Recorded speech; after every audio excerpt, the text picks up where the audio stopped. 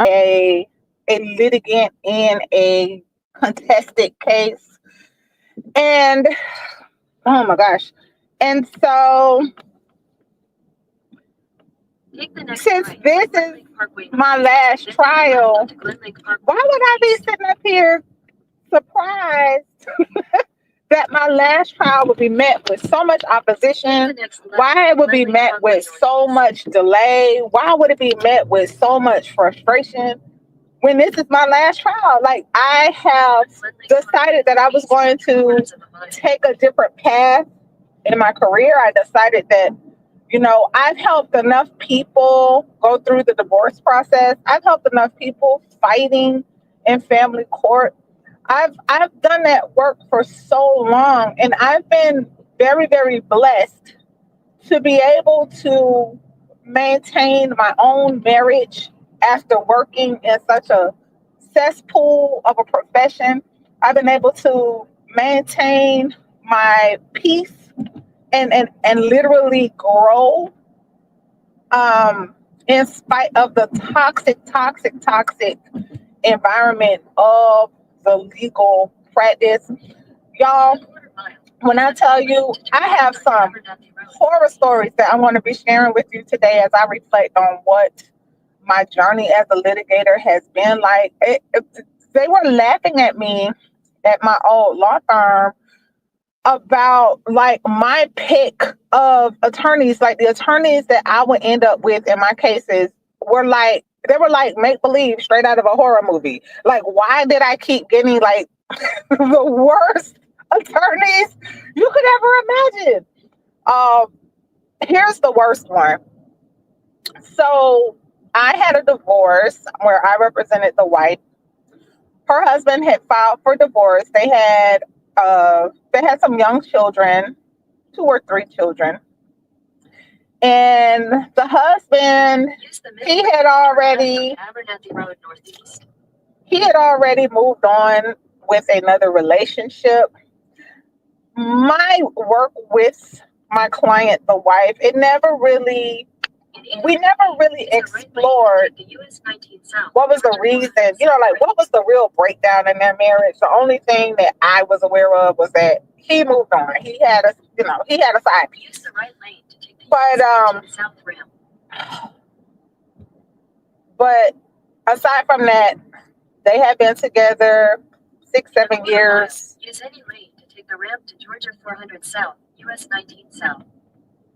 6 or 7 years, and he moved on. So he filed for a divorce, and he had like a prepaid legal type of insurance through his job. And what a lot of people don't understand about prepaid legal is that prepaid legal, it pays for certain things. It pays for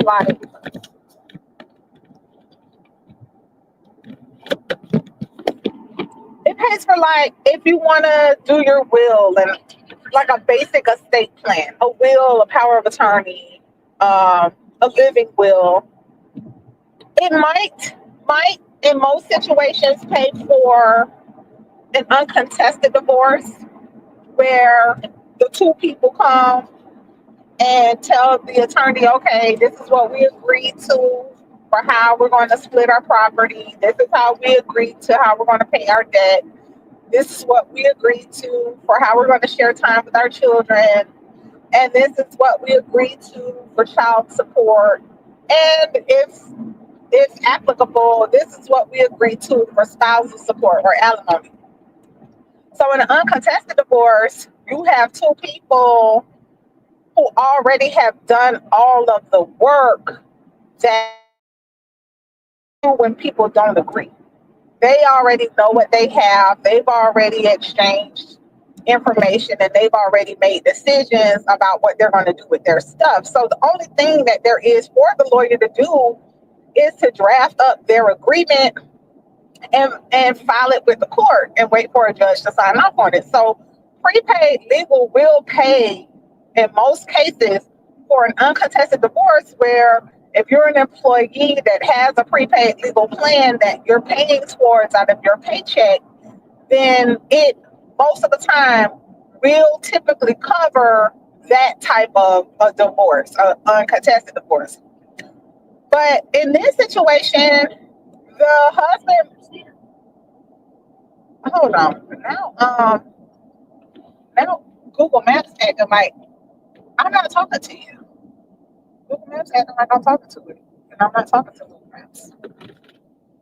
So, oh y'all, the parking lot begins on Atlanta's finest I-85. Oh my goodness, I'm so thankful I don't have to do this every day. Oh, thank you, Father. Thank you, Father. Thank you, Father. So, going back to this case with the worst attorney interaction I ever had. So, my assumption is that the husband told the prepaid legal attorney that his divorce was uncontested, that he and his wife already agreed to be divorced. They already agreed to 50-50 custody, all this stuff, because there's no way a prepaid legal attorney would have taken on that case without explaining to the husband, you need to put a deposit of $5,000 or $7,000 or $10,000 because what you're asking for, your wife doesn't agree to. He had to have tried to be slick and get away with having a contested custody case on prepaid legal. So what ended up happening, the first attorney was a very decent attorney. The husband, he wanted to do joint custody. Joint custody, a lot of times, is a posture that parents play because they don't want to pay child support. They want to minimize how much they have to pay to their ex. And it's really, really irritating because when you are talking about joint custody for real, then you're talking about splitting responsibility. It's not just splitting time with the kids. It's not just avoiding having to pay your ex. It's literally sharing responsibility, the same as that responsibility that you have when you both are in the same household. You still have the same responsibility. It's just now it has to be more scheduled, and it has to be more planned when you're sharing responsibility and you talk about joint custody. But people who are trying to use joint custody as like a financial planning maneuver really, really irritate me. So that's what this husband was doing. Excuse me. As we developed an understanding of the case, the first attorney and I, we had a really decent working relationship. He was responsive to emails. We hopped on some phone calls a couple of times trying to figure out how to settle this case, because what I didn't know at the time was that he was on a prepaid legal retainer. He wasn't doing all of the work right, of discovery. He wasn't going to take this case to trial. His firm had only been paid on a prepaid legal contract, which means a little bit of money. So when it became clear that his client really wanted to fight for custody, his client was really hell bent on really, really, really trying to get his child support obligation way down. The first attorney came off the case and he told me the name of the attorney that his client was going to be working with. He's saying, hey, I have to come off this case. This is a prepaid legal contract, but the husband is going to be hiring attorney. And let's call the attorney, let's call him Joe Schmo. The husband's going to hire attorney Joe Schmo.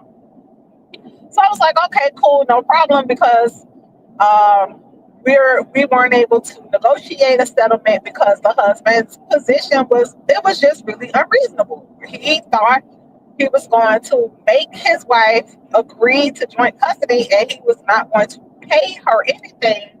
But the reality was that she was the primary caregiver. She had always been the primary caregiver. And logistics are a really, really big issue that I always look at in family arrangements.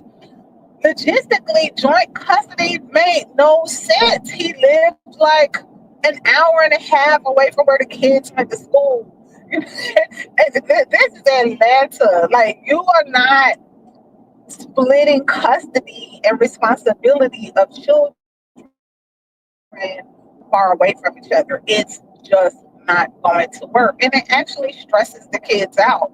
We've had some great arrangements where both of the parents live within 2 or 3 miles of one another and they're sharing custody. And those arrangements work really, really well for the children. But bro lived an hour and a half away from the kid's school, and his position was unreasonable. So, attorney number one told me that Joe Schmo would be taking the case. And I immediately reached out to Joe Schmo because we had a court date scheduled to get the case done, to have a trial, because we couldn't settle the case. Excuse me. We could not settle the case. I forgot to grab some water. We couldn't settle the case. And we had a trial that was on the books. So I began emailing attorney Joe Schmo. Hey, I'm Shar. I represent the wife in this case. I understand that you were going to be substitute counsel for the husband. Can we talk? Can we discuss preliminaries? Can we talk about your client's position and my client's position? Can we narrow the issues? Narrowing the issues is a very responsible thing for attorneys to do. Sometimes there are things that you don't need to take up time in court talking about because they already agree, right? So you're saving your client money when you narrow the issue. You're saving the court time when you narrow the issue. It's just a responsible thing to do. So even if we are going to trial, at a minimum, we can narrow the issues and save time. We don't even need to present evidence on this. We don't even need to talk about this. We don't need to do cross-examination on this because we already agree on this, right? So the attorney never responded to my attempts. Joe Schmo never responded. I emailed Joe Schmo maybe 4 times leading up to that court date. And when Joe Schmo did not respond, and Joe Schmo did not file an official notice with the court that he would be the attorney for the husband, I had to assume and I had to counsel my client that it looks like her ex-husband didn't have an attorney and he would be representing himself at trial. So the day of trial comes, and the day before trial, whenever I prepare for a trial, I was shut down. I was shut down my office and completely focused on one case the entire day. For me, because I don't like to just be running in the court, slapping stuff together and flying by the seat of my pants. Sometimes I'll take 2 whole days before a trial to prepare for a trial, just depending on how complex it is. But on average, I will invest 8 to 10 hours the day before a trial preparing for a trial. Because again, I have some physical limitations where I need to know where stuff is. I have to be organized to manage and navigate my way through the evidence. Feet, keep left to stay on Georgia 400 South. So trial preparation is a lot of work for me personally and professionally because I need to know what's going on. I need to know how to find things and I need to represent my client well. So I take the time that's necessary to do that. Stay on Georgia 400 South. So we get to trial after I spent 12 hours the day before preparing for trial for this case because the husband and the wife were fighting over the kids. And those are the most difficult cases. Those are the most time-consuming cases. Those are the most complex cases. There's no such thing as mom automatically gets the kids, dad automatically gets the kids, the parent with the most money automatically gets the kids. It just does not work that way. And there's a lot of information that you have to get in front of a judge to understand the whole picture so that the judge can figure out what is actually in these children's best interest, what is best for the child based on all of the information. So when people are fighting for custody, that is a very time consuming legal process. So it took me 12 hours the day before trial to prepare myself and prepare my client for fighting over the kids. Court date comes, we show up for trial, and we showed up for trial in front of a judge that I actually like this judge. This judge had always been very pleasant to me, had always been very fair whenever I appeared in front of his court. I had no reason to ever have anything bad to say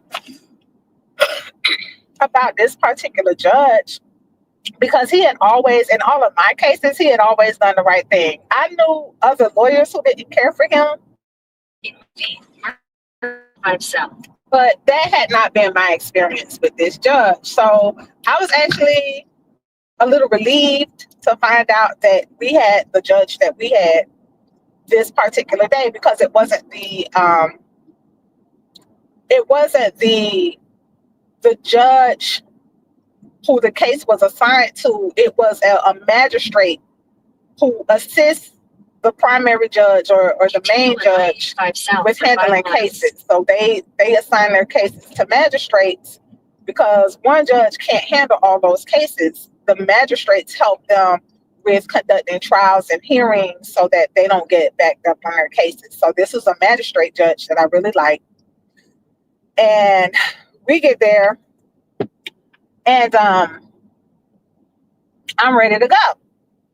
So we're the only case scheduled in front of this magistrate. So that was another good thing for me, because sometimes when you go for trial, there might be 5 other cases scheduled at the same time you're scheduled, and the judge is really trying to see, okay, who settled their case, who can settle their case, who still needs to talk to try to settle their case, and who absolutely can't settle and needs to go first, and who's going to take the least amount of time. Like, this is how judges are having to manage all of these daggone cases.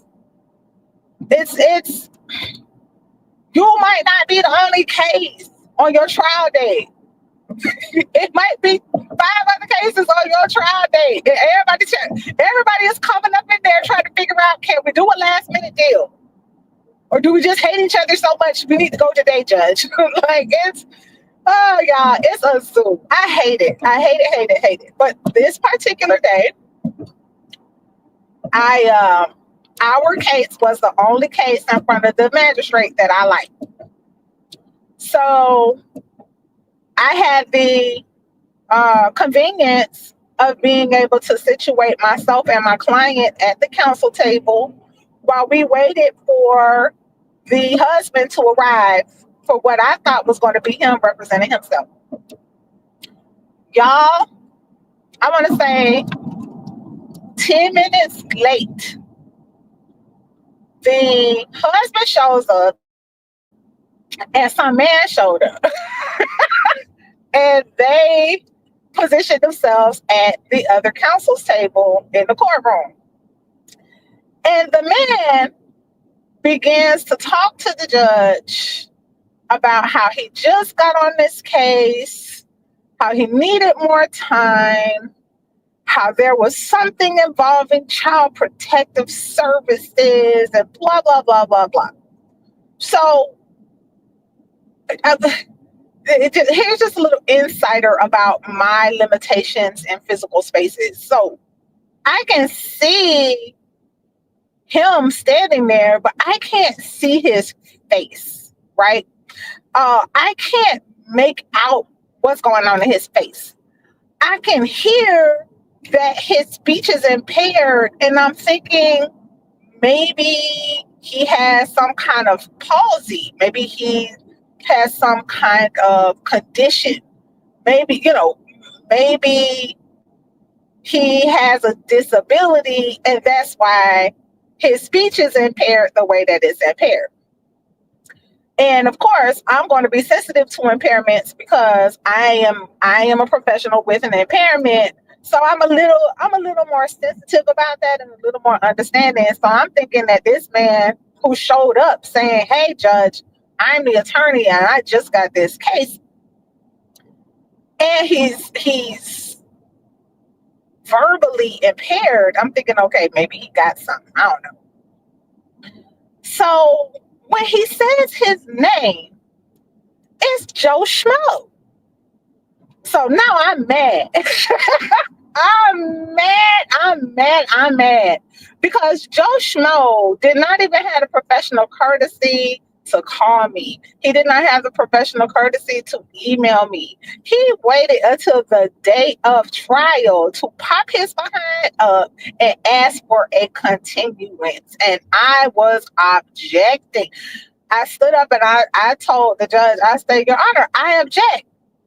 I have been emailing Joe Schmo for weeks about this case. And I have invested more than 12 hours getting ready for today. And he hasn't even had the professional courtesy to even respond to any of my emails. And we are ready to go. He's already had this case, Your Honor." But what I didn't know at the time that I found out later was that Joe Schmo and the judge were college buddies. And what the judge was saying that I didn't know, and it took me a little while to figure out, was that the judge had to grant the continuance because Joe Schmo wasn't impaired from a disability. Joe Schmo was pissing drunk and slurring because he was drunk. So the judge grants the continuance. Now he did a little fussing at Joe Schmo to acknowledge why I'm pissed. And he actually made the judge was like, "Now you got Miss Selassie all mad, and now I'm mad." He gave me the little lip service, but he still continued the case. And I was very, very disappointed because I didn't realize that Joe Schmo was drunk until Joe Schmo walks up to me after the case has been continued and we've been dismissed. And he's standing all close to me now, and I can smell this man. This man was reeking of alcohol. Oh my goodness. Oh my goodness. It was horrible. It was after court, and when he introduced himself to me face to face, did I realize this man was drunk. This man was wasted in court.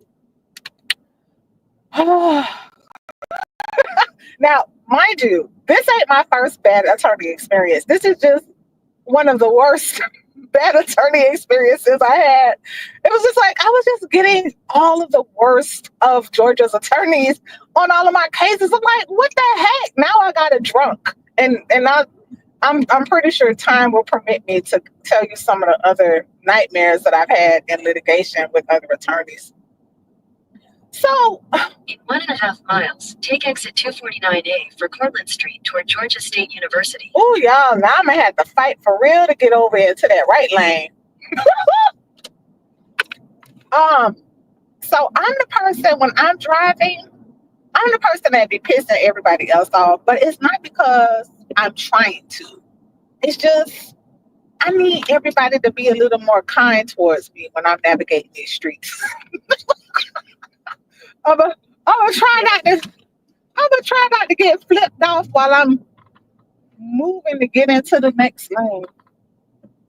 Because people they see your blinker on and they just don't want to cooperate. I don't think I'll ever understand that. So I'm lamenting because Joe Schmo's a drunk. I was ready to have this case done. I had already invested 12 hours in trial prep because, again, I'm an individual with an impairment, so I have to work with what I got. And this guy is a joker, the attorney, Joe Schmo. So the court schedules another court date, Joe Schmo, when he was talking to me in his drunken stupor at the first trial, he was like, yeah, we might be able to work something out. So I'm like, cool. I'm always happy to have a conversation. I'm always happy to figure it out. I'm always happy to help people get some closure, because keeping cases open and keeping people in suspended animation, it's just bad for the family. It just is. It's stressful.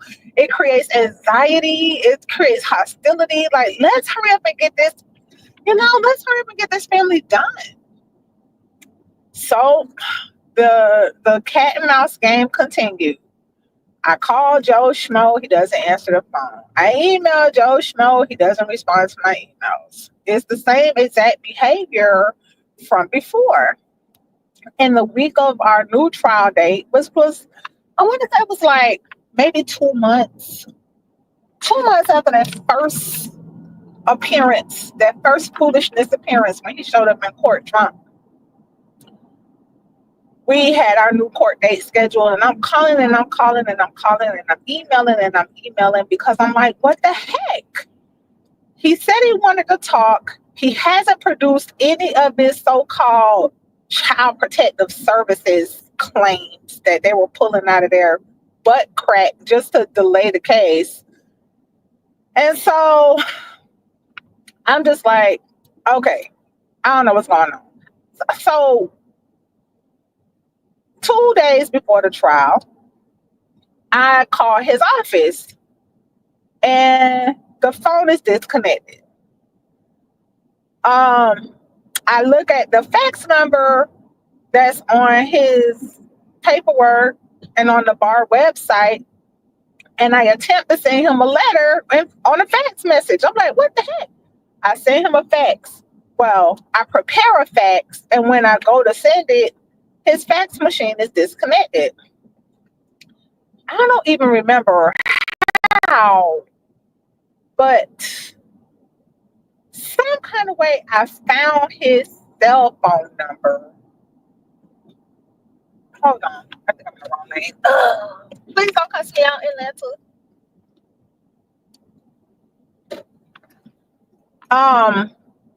Some kind of way I found his personal cell phone number. And I forget how I got it, but I got it. I called his cell phone and he answered the phone. So I was like, hello, Attorney Joe Schmo. This is Attorney Shar on the such and such matter where you represent the husband. And we have trial in 2 days. And I've been trying to get in touch with you. Y'all, Joe Schmo, Joe Schmo gonna sit up here and tell me, Shar, I'm in hospice care. I was like, what? You're in hospice? Oh my gosh. Now, as much as I want to be mad at this man for how he done showed up, delayed my case, coming to court drunk, looking crazy, I'm still a human being, right? And this man tells me he's in freaking hospice. So I was like, hey, take care, and I'll contact the court and I'll let them know what's going on. And he was like, thank you so much. I contact the judge and I'm like, Your Honor, this case is scheduled for trial in 2 days. And I just got off the phone with Joe Schmo, and Joe Schmo is in hospice. So the judge is like, okay, we're going to remove this case from the trial calendar. So here was another delay because Joe Schmo was in hospice, y'all. Now, the funny thing about me that most people are surprised by, because you think that all attorneys know each other and we all kind of connected to the grapevine. Well, I'm not a grapevine attorney. I'm not a grapevine person. I don't have time for the grapevine. I'm actually working. I'm actually loving all my clients and dealing with. 600 feet, take exit 249A for Cortlandt Street toward Georgia State University. Excuse me, sir. I need to cut you off. Take Thank exit you. 249A. Thank you. So, In 1,000 feet, continue straight onto Cortlandt Street Northeast. I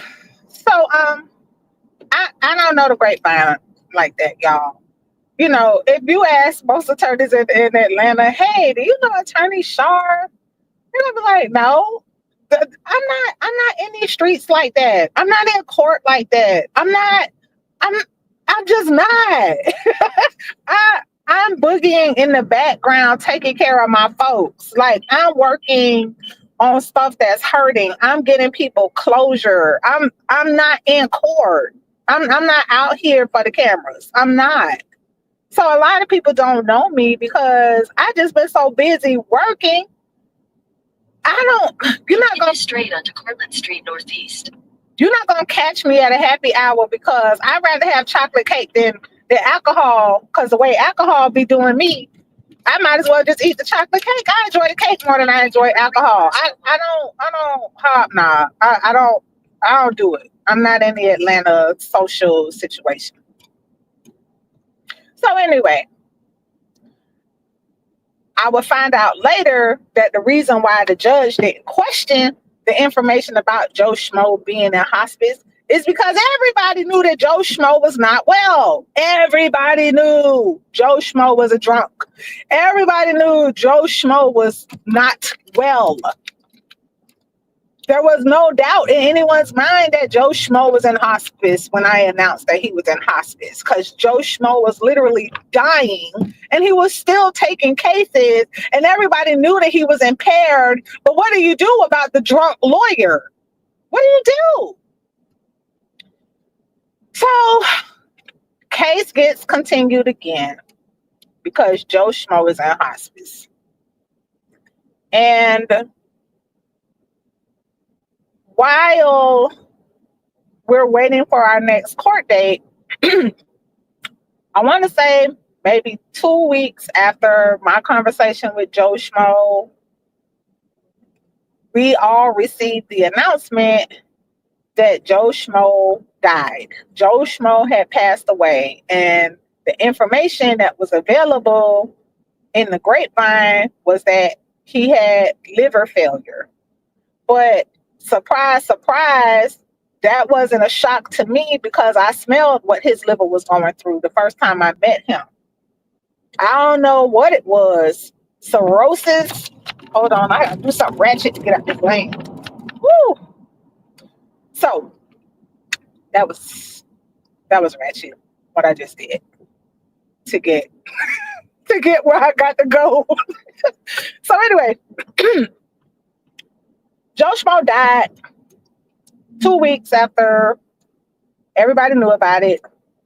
And that's how I found out that the grapevine knew about Joe Schmo's affliction.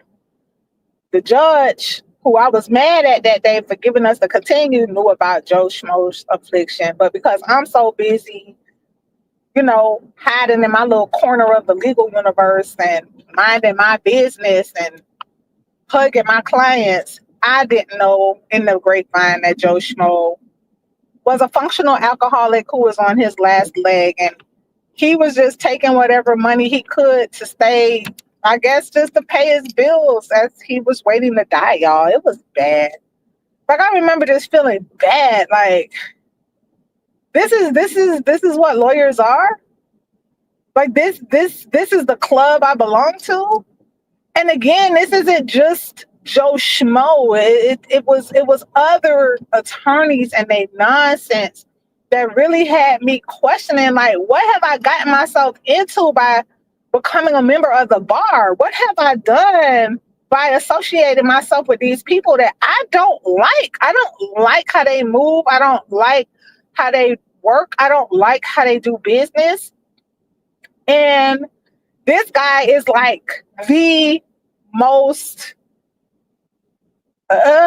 He's just like the most obvious example of why I have worked so hard since 2020 to distinguish myself and to set myself apart from other lawyers, because I'm embarrassed by the things that I see in the profession. I'm embarrassed by the behavior of people who I'm compelled to call colleagues, because technically we're colleagues, but I do not see them as professionals because their behavior is so unprofessional. So Joe Schmo died, and I ended up being so so angry that there were no safeguards, where like the whole grapevine knew this dude was a drunk, and the whole grapevine knew that this man was up here not really practicing law. Just he took that husband's money. Like, look, I, I don't really care what the husband had going on for real, but he did not deserve to pay whatever he paid Joe Schmo to show up for trial and to continue his case. He did not deserve to have his money taken like that. Because at the end of the day, Joe Schmo took that man money. And that had me angry. That really had me angry, y'all. And that man the husband wasn't my client, but I was still pissed that he got suckered out of his money by a drunk. So case gets continued for trial like another 2 months now. So this is, at this point, we got an extra 4 months piled onto this case. Case should have, oh my gosh, this case should not have been open. 1,000 feet, turn right onto Martin Luther King Jr. Drive Southwest. Martin Luther King Jr. Drive. Martin Luther King Jr. street names always indicate you are in the hood, right? Isn't that universal, y'all? Like all around the United States, if you're on the MLK, you in the hood. All right. I think I'm getting close to the courthouse. So, at the light, turn right onto Martin Luther King Jr. Drive Southwest. So,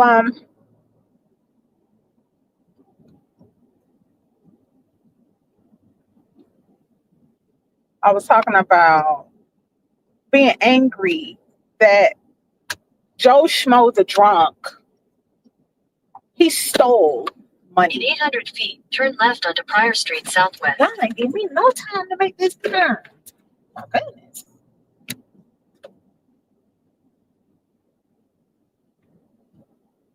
Okay, I think that's the courthouse, and that's why I need to park. I'm gonna have to circle the block. Oh, y'all. All these people sleeping on the streets. All this stuff on the streets. What the heck? Oh, I wish I was able to grab my phone so y'all could see what I just saw. All these people sleeping on the street. Turn left onto Pryor Street Southwest. Then your destination will be on the left. Oh.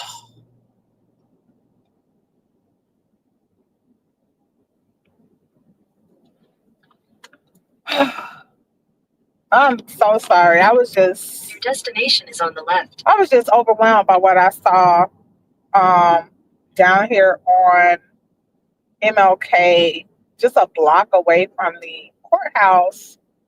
All these bodies and blankets and belongings on the street. That looked crazy.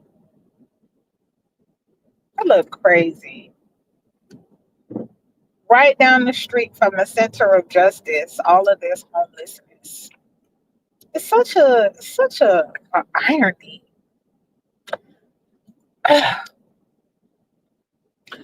So 2 months later, the case gets rescheduled for trial.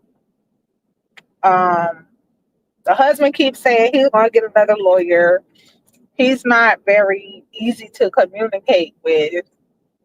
So I'm not tripping. And the wife, she was a really cooperative client, a really pleasant person to work with. anything that I would recommend to her. She was responsive. She adjusted very well to my counsel. She did what I asked her to do, and she was the bright spot in the case because with all the other crazy we had going on, she was a good client. Good clients are people who listen to your counsel, who consider your counsel, and who use your counsel because they realize that you're working for them to help them out. You're helping them to understand their options, and you're helping them to make the best decisions with their circumstances. So she was a really good client. Thank the Most High. So we get to trial. The husband gets there, and the husband ain't got no attorney. And I'm so ready for this case to be done because the longer it's open, the more anxiety is created for the family. And this is across the board. Like, this is anybody who has court cases going on can tell you, if they're really, really honest, they're in a constant state of anxiety. It is frustrating having an open case, not knowing what's going to happen next, having to get ready, don't know what the other person going to do, don't know if your calls are being recorded or what kind of dirt they trying to dig up on you. Like, it's stressful. So the husband didn't have an attorney, and I'm assuming because he finally had to tell somebody that he fighting for custody, and anybody who's practicing law is going to tell you nobody's taking your contested custody trial for less than $10,000. Get out of here. Get out of here. Contested custody, those cases start at 15 grand. What do you want about, bro? He did not have a grip on reality, and I guess he thought he was gonna get somebody to fight for custody for him for $1,500. But that's obvious. That really became obvious from the fact that he thought he was gonna accomplish that through prepaid legal. No, sir, get out of here.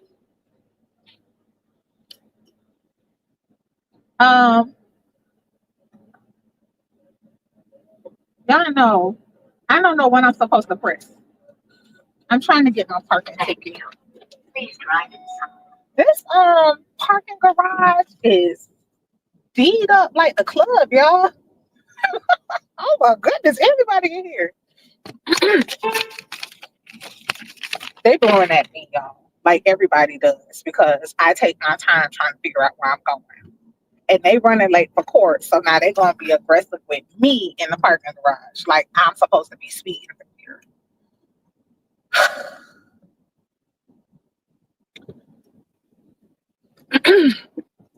So anyways, the husband gonna get up. This is our third trial date now, but we're in court. We're physically in court, and he's gonna get up. He gonna tell the judge that he want custody of his kids. So the judge look at me.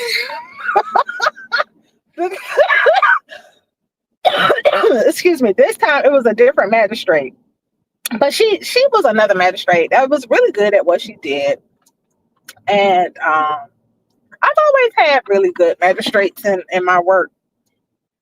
She was a really good magistrate. She looked at me confused, like contested custody, because the way that she was prepared to schedule that case, she was of the understanding that the case wasn't going to take more than an hour. And everybody knows that contested custody is at least half a day. Most contested custody cases are going to take you all day in court. So the magistrate was extra confused at his announcement that he was fighting for custody. So she looking at me like, counselor, what is he on about? So I was like, I briefly gave her the scoop on the husband's first attorney dropping the case, the husband's second attorney dying, and how I was willing to have a conversation with him if he were willing to talk. And so the judge, she directed me, my client, and my client's husband to go in the hallway and try to work out his soul salvation because he up there with no attorney and she was not going to be sitting up there half a day with an unrepresented person talking about he fighting for kids. She was not having it. So, yeah, after all of that, after two attorneys, one who's dead, and two continuances, we go out into the hallway. I talk to this lady's husband and we get a settlement. Like we finally settled the case. When I had the opportunity to talk to him, and I didn't bully him, I didn't threaten him. You know, he was talking kind of gruff and whatever because people feel like you gotta come out your bag hard when you're talking to attorneys because attorneys, we're vampires. We are bloodsuckers. We're horrible people. We're not human beings. So he was being a little extra with me at first, but then after about 45 minutes of talking to him and just helping him to understand what his position was and how I was going to address his position with the judge, and I was able to reason with him, he saw that I wasn't the butthole attorney that he was expecting all attorneys to be. And he was willing to be fair with my client. And we worked out a deal. We worked out a deal once he realized that he wasn't dealing with a jerk of a person. He was dealing with someone who was really trying to be fair and really trying to resolve this according to the way that I expected the judge to resolve it. He ended up having to pay my client child support. My client ended up with the children as the primary caregiver because he lived an hour and a half away from where the kids go to school. And that's not going to work. That's not going to work for split custody. Excuse me. And she was willing to give him a little bit of a break on his child support because it was more important to her that, the kids would have dad in their life, not necessarily trying to take dad for everything she thought she could get out of him. Like I said, my client was a really good client. My client had good sense. My client was, she was a praying person. She really wanted to do the right thing and be married and raise her children in an intact family. But whatever happened between her and this guy, marriage just wasn't what he wanted with her anymore. But she didn't want to be a jerk about it. She was ready to forgive him. She was ready to move on. She was ready to be fair. And so she worked out a child support amount that I thought was more than generous and addressed his concern about not being put in a position where he can't afford his housing expenses. He can't afford gas. He can't afford food. And that's why a lot of people fight over custody like that, because they imagine themselves that they're going to be impoverished after they pay child support. And that's not to say that there are not people who have gotten got by child support situations. There are a lot of people that I'm aware of who are under child support orders that are really, really hard to keep up with. For some people, it's because they used to make a lot of money and then circumstances happen. The market changes, business change, they lose their job, and then they can't afford what they used to be able to afford. And now what was a child support amount they used to be able to afford, they can't afford anymore without being threatened with homelessness, right? That happens. And yes, there are horror stories. There are a lot of guys out here who talk about being in and out of court with child support, being incarcerated because of child support, having their license suspended because of child support. But like I recently told one of my own clients who is a dad that pays child support, I had to explain to him, I was like, listen, I understand that you're concerned about that. I understand that this makes you afraid of the consequences because, he's having a little financial difficulty.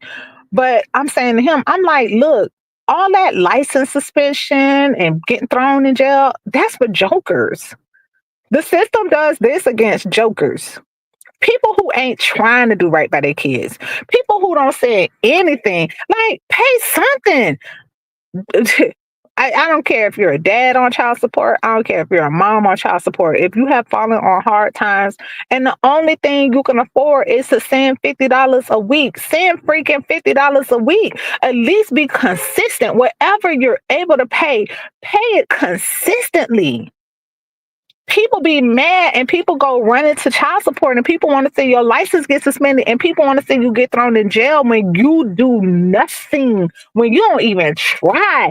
That's what be having people mad out here about child support. Are there some moms, it's usually moms. Are there some moms who are out here who want to hurt you, who want to hurt your pockets, who want to make it impossible for you to move on and live comfortably? Yes, there are women who move like that. I'm not going to sit up here and act like those people don't exist. It's just that Shar does not represent people with that kind of spirit. I can't do it. If you can't see your kids past your hatred for your ex, you're not my client. But yes, those people exist out here. And yes, those people have created horror stories that a lot of men be advising each other on when it comes to child support and literally be creating anxiety. My client had so much anxiety, like, hey, what's going to happen to me? Because, money's kind of tight right now. What if I can't pay it all on the first? I'm like, first of all, you're not going to lose your license the first time you come up a little bit short. Just communicate with your ex. Let her know what's going on. Ask her if she's willing to cooperate with you while you get back on your feet and let her know what you work. Just communicate. If you know that you owe somebody some money, communication goes a really long way. But again, I represent people who see about their kids. I represent people who are concerned about their kids. I represent people who are not trying to hide and duck and dodge and buck the system. So that's why with my client, who is a great dad, who is a wonderful dad, who is a responsible dad, he was calling ahead of the fact, trying to figure out, hey, what's the worst case scenario if I come up short? Because he wants to do the right thing. He wants to do right by his child and he wants to do right by his child's mother. So those kind of people are the kind of people that I work with. Those are the kind of people who I can help. People who want to play games and they want to turn the court into a love triangle where they continue to just meet each other and lash out at each other. Y'all can have these streets. Y'all can have these courts. Y'all can have these streets. Y'all can have these raggedy lawyers. Even in the calendar call we recently had for this case, there were two lawyers. There were two lawyers in the calendar call that were obviously, these two ladies cannot stand each other. The lawyers. The lawyers can't stand each other. The lawyers could not rise above their personal disdain for one another to even compose themselves in front of that judge. It was like watching two kids who can't stand each other because one of them stole the other one crayons. That's literally what it sounded like. It was so ridiculous. And I'm like, these are attorneys. These are attorneys. You have got to be kidding me right now. Anybody who wants to punish their baby daddy, anybody who wants to punish their ex-husband, anybody who wants to punish their baby mama, anybody who wants to punish their ex-wife, anybody out here operating in spite, hate, bitterness, getting your lick back, you can have these streets, you can have these courts, and you can have these lawyers because they're going to give you a ride of your life. And that is why today is my last trial. So it's 30 minutes before court starts. I'm going to get my behind out my car.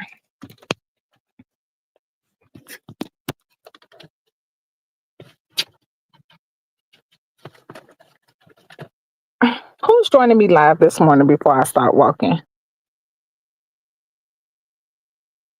Hey, Auntie. Oh, I was breaking up. That's sad. Hey, Brother Garth. Hey, Brother Walt. What's the good word? Hey, Sister Princess. What the good word is? Oh, honey, Joe Schmo was. Let me tell y'all, that was a traumatic experience. That's why this need to be my last trial. Joe Schmo was a traumatic experience. I was traumatized in my legal practice.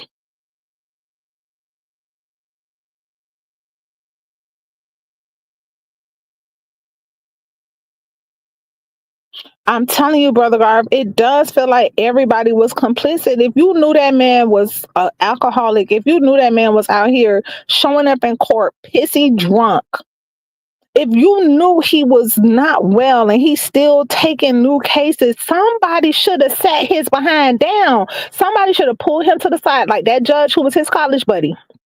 Should have pulled him to the side and should have told him, man, you can't keep doing this. Everybody who knew Joe Schmo was a drunk was complicit.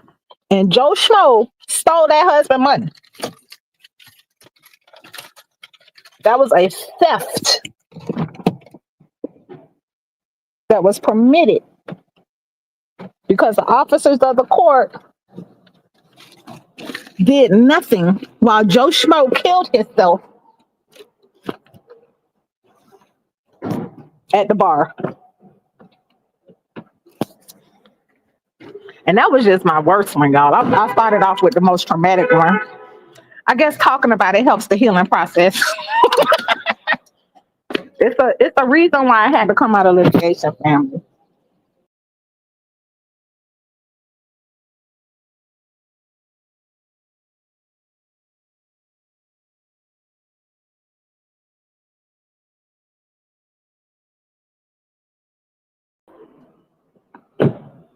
So I am situated. My kiddo was supposed to come with me to be my camera person today, but due to unforeseen circumstances, I ended up without my helper. I need to find where the elevator is in this place.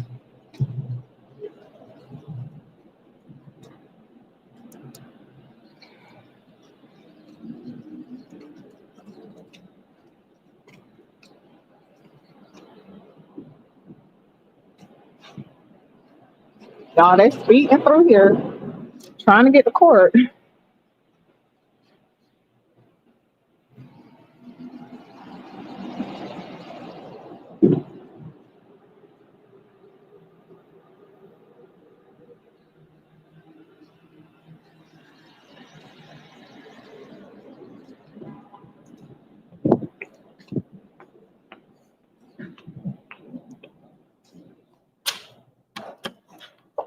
Um, Nobody, I know Les and I was really on the levels. I haven't heard back from Kyron on it yet.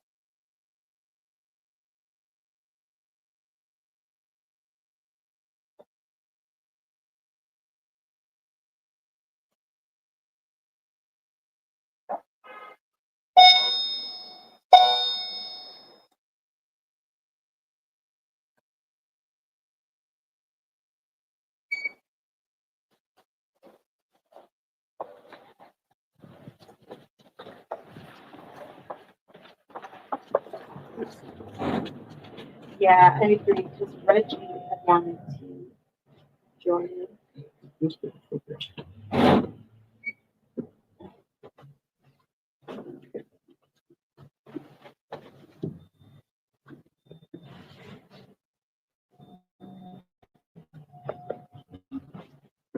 Mhm.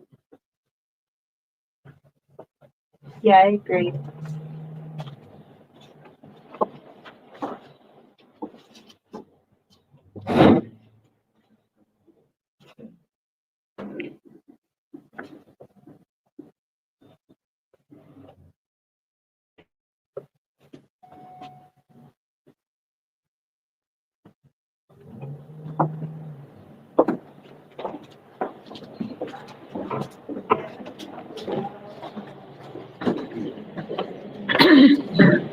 When you're a person who can't see where you're going, you just follow everybody else. Look, I don't know which level of the elevator to get off on, so we had a packed elevator and everybody got off here, so you just gonna roll with it, follow the crowd right now.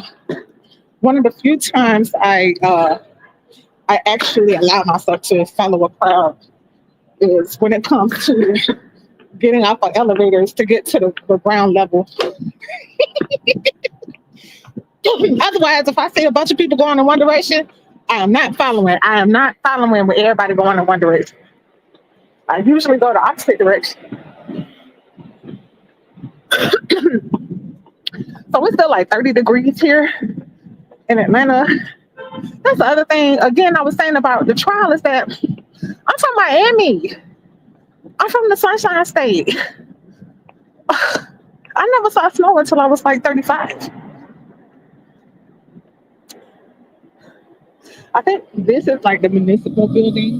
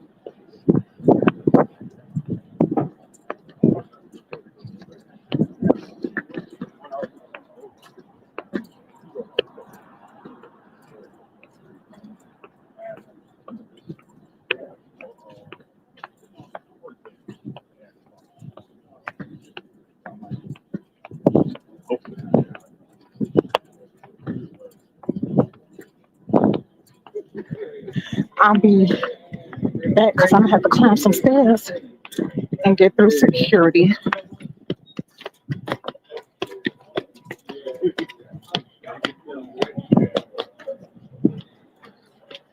Thank you.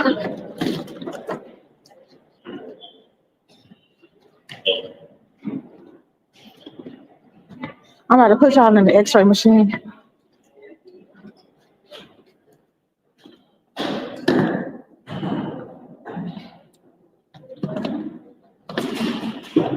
Thank you.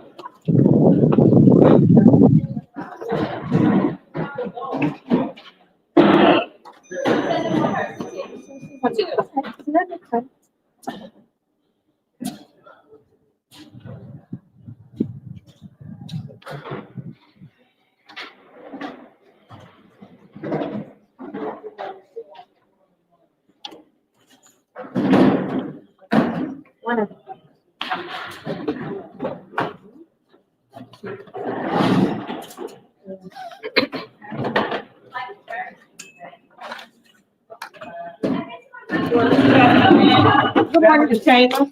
Do I have to remove my laptop? I'm not going to. I have an overday. That's what the policy that you can, whatever you want to do. If I don't have to, I won't. No, it's supposed to, because if you got a roller bag, this bag flat on the belt. No belt, sir, no belt. Hats, all jackets off. Jackets. Yes. Yes, sir, but y'all put on.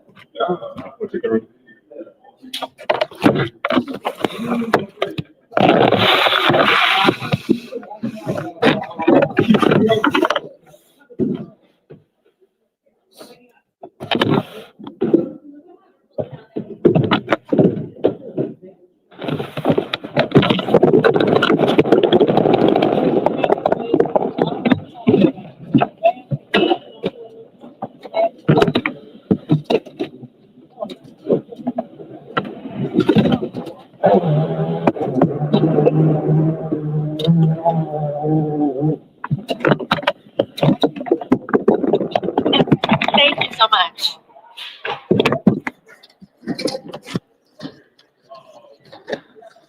So the shape was the same, so.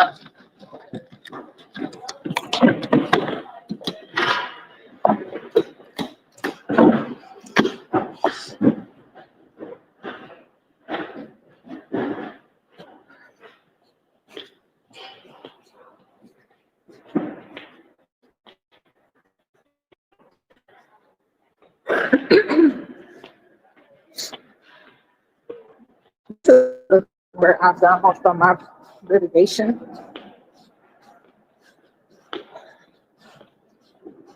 Most of my litigation was out of Gwinnett County.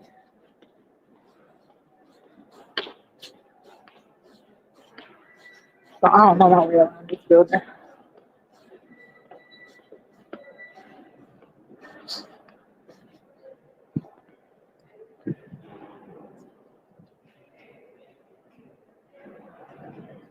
but it has some elements of prettiness.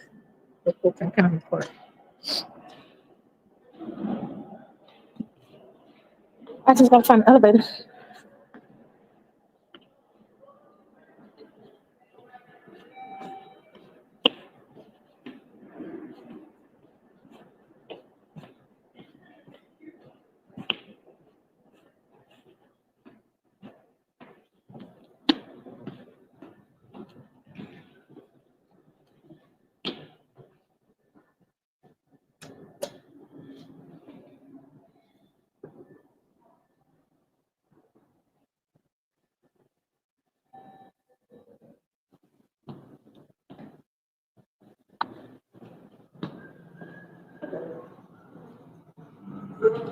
Going up.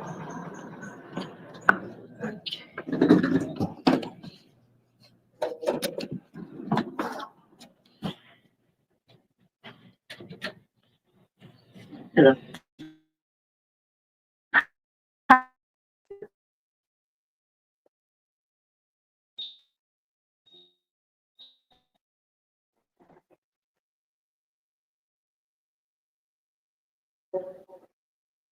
Floor 3.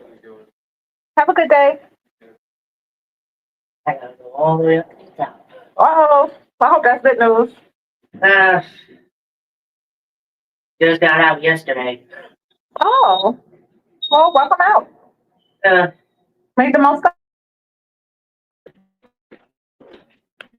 it.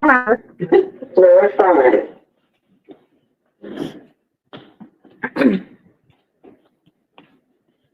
All right. I hope I'm on the right side of the court. Because I don't know. I don't know where I am.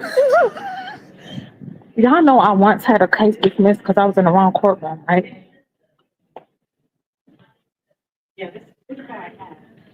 And today I don't have my CNI attorney. I miss her.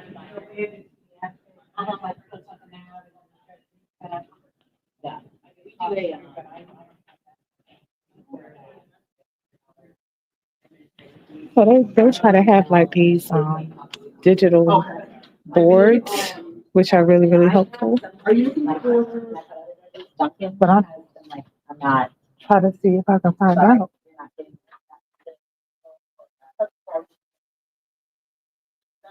I'm hoping there's only one courtroom 5C. Hi, good morning. Did you say? Good morning. I can't see. How are you? No, you're fine. Yeah, you're fine. I just ran into my client. I'm live streaming, so I didn't recognize her because, like I told y'all, I can't see faces unless I'm right up on you. I'll be right back because I need to talk to her for a minute about what to expect. So I'm going to mute myself. I got to figure out how to turn my camera off.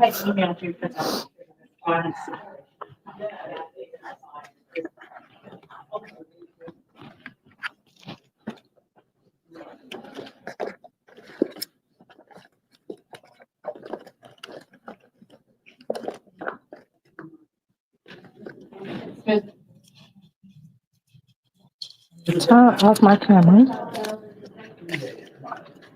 and I have to mute because of confidentiality. Hold on just a second.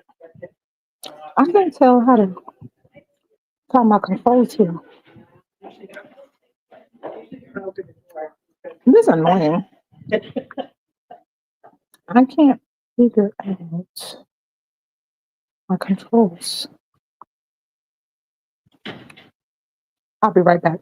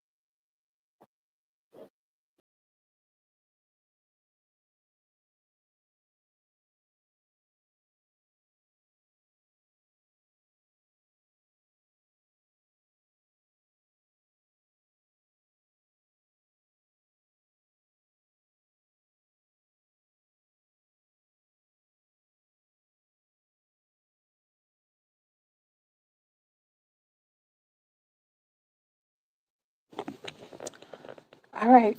So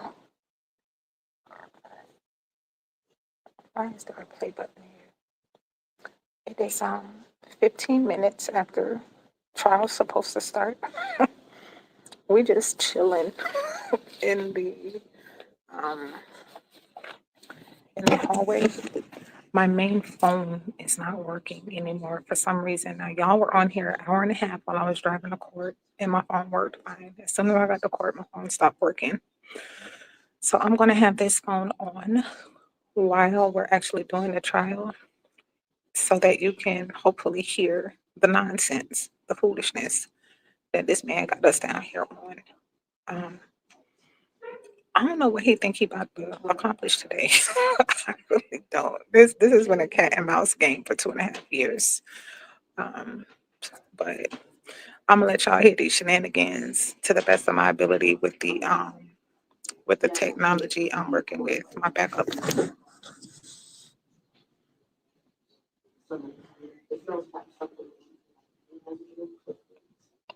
Hey, Brother Red, I got your text message. Yes, we're still live. And I think they're getting ready to call us in.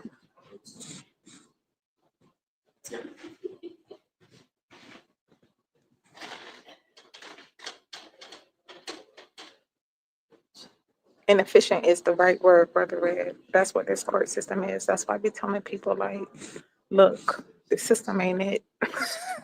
The system is not it. You see how early I had to leave to get here on time for me to be here on time, but we sitting and we waiting.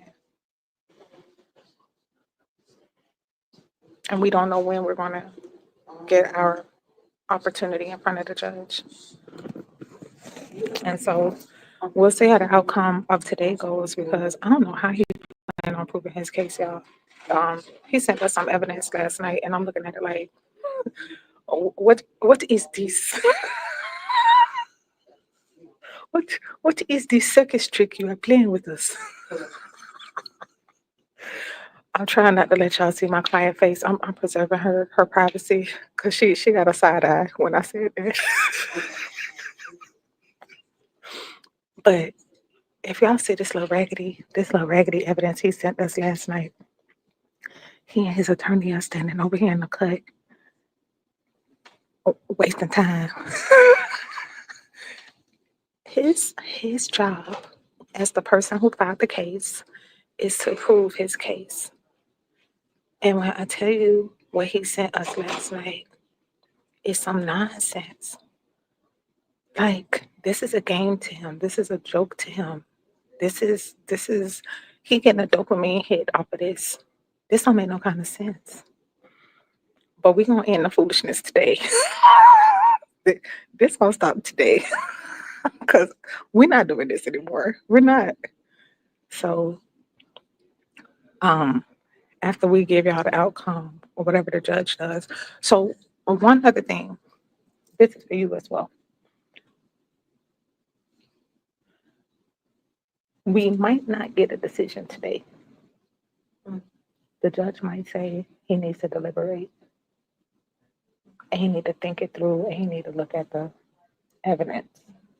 So although we'll have all of the testimony and the procedure done today, he could still take time to actually make his decision. I pray he make a decision today so that you can have some sense of knowing, but it's possible. Y'all got that?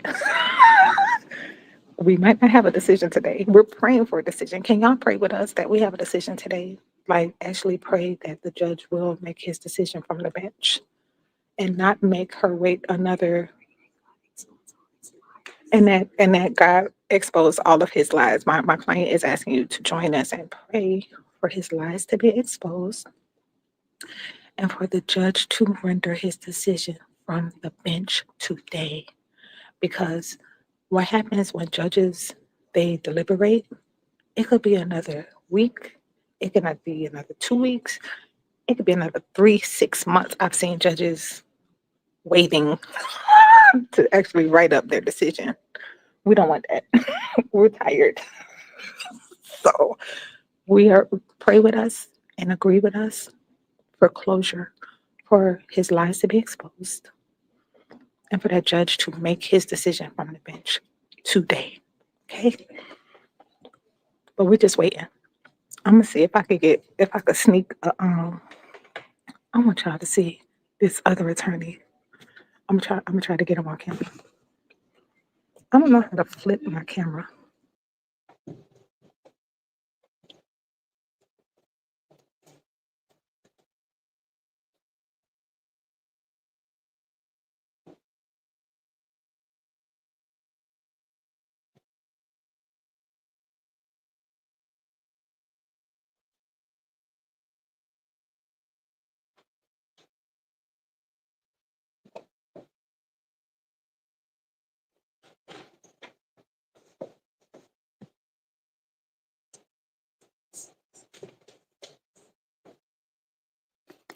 So my client was telling me that the opposing counsel has a reputation for not coming to court, and that he's very expensive.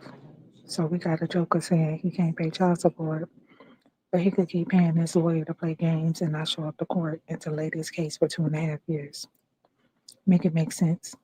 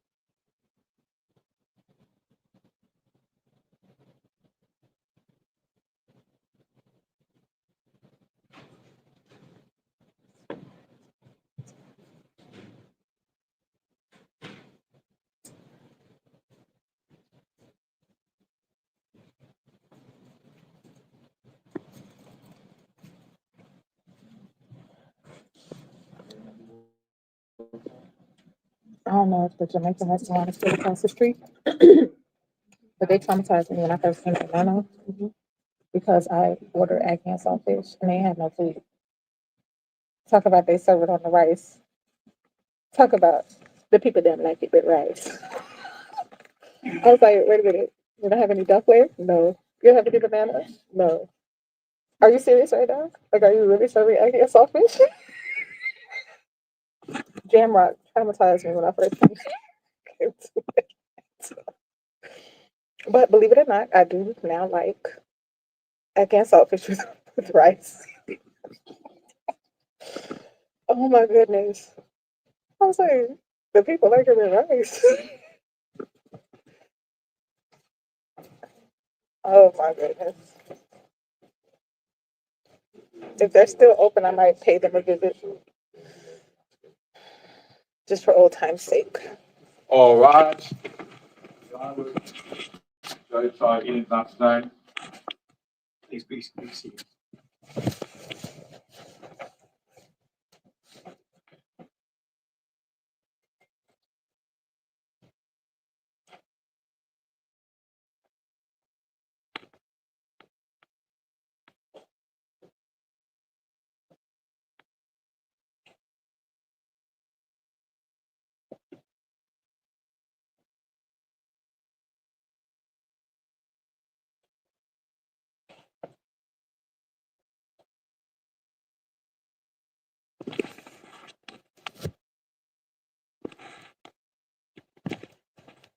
Okay, so this doesn't need to be taken down. This is more just scheduling stuff, but on the Jordan versus Burton case, who's present on that?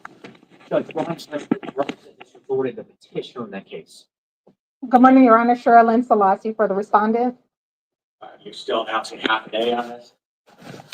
Yes, Your Honor.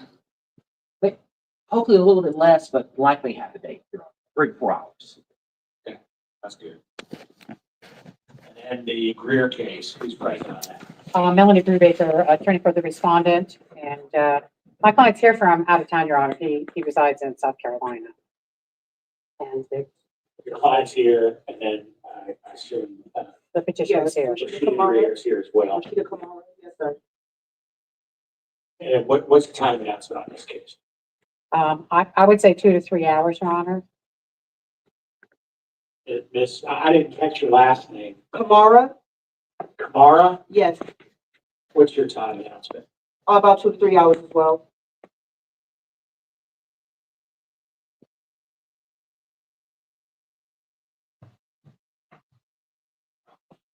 Two attorneys.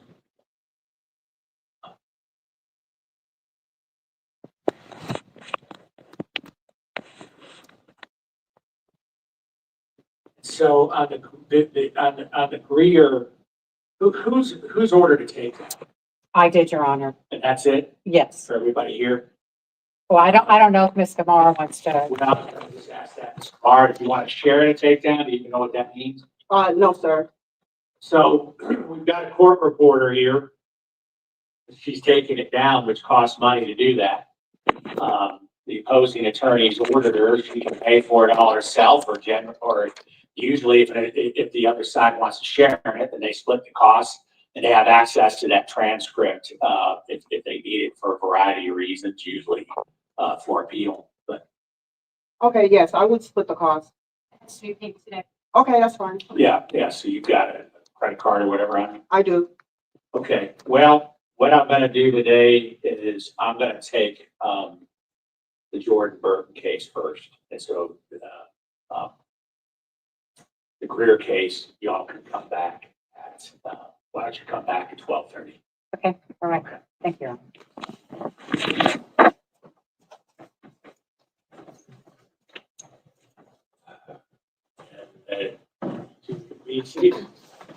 Do you have a side that you prefer counsel to be on?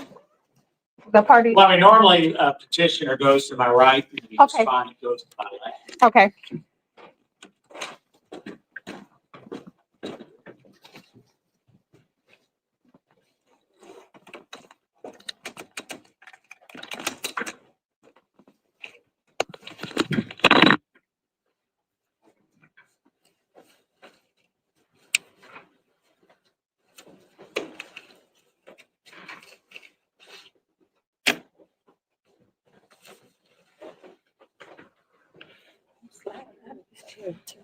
You slide it?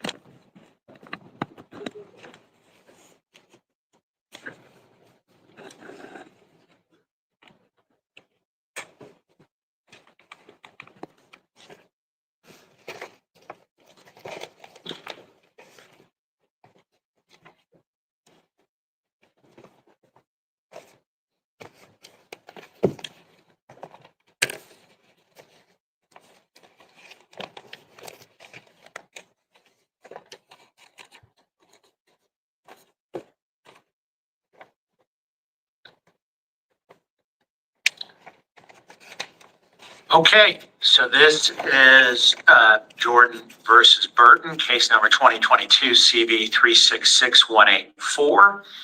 I see Mr. Jordan is present at the petitioner table with his attorney, Mr. Bramlett, and I see Ms. Burton at the respondent's table with her attorney. Is it Ms. Selassie? Selassie, yes. That's what I thought it was. Are there any housekeeping matters before we need to begin on this, what is a modification hearing? None from the petitioner, Your Honor. No, Your Honor. Second here.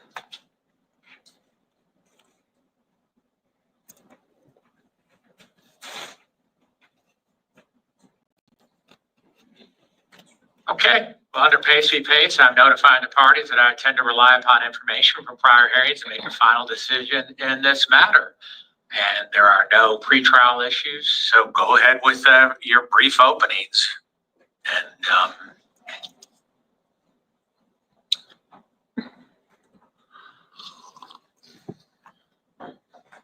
Your Honor, good morning to you again. On behalf of Mr. Jordan, we filed this modification action. It was actually filed on June 14th of 2022. The parties have two minor children. They were divorced in 2021, so some years ago. Now, with respect to the income, at this time, the evidence will show that Mr. Jordan, Your Honor, he was in the trucking business. He owned his own rig and so forth. Right around 2021, that business went away and it no longer exists. So I'm relying on case law OCGA 19615J regarding involuntary loss of income. If that involuntary loss is 25% or more, that portion of the child support attributable to the loss of income shall stop upon the filing of the, or when the other party was served. In this case, Your Honor, part of the record is the other party was served in,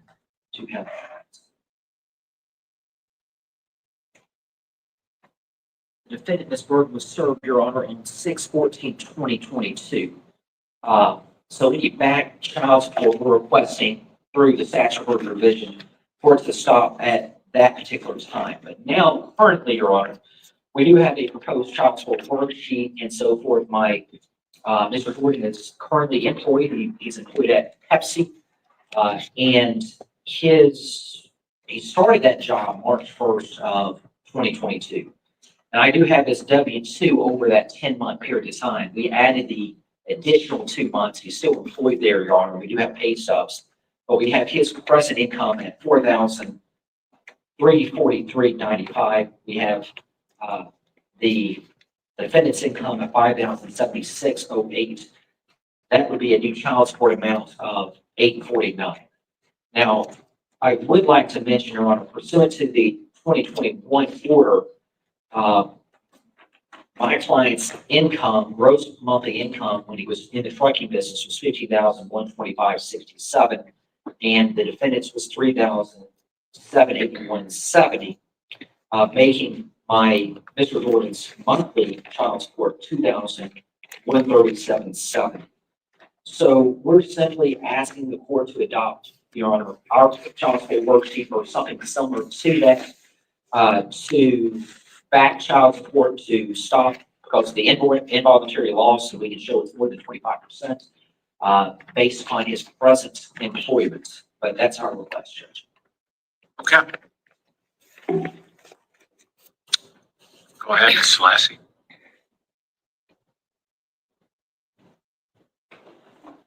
Your Honor, we're here this morning with two matters before the court. The first is concerning a sincere desire to have the petitioner prove his actual income. The record will show that the parties were divorced on September the 10th, 2021. And during the same year, while the divorce proceedings were still pending, Mr. Jordan did not renew his trucking business and allow it to become administratively dissolved with the Georgia Secretary of State.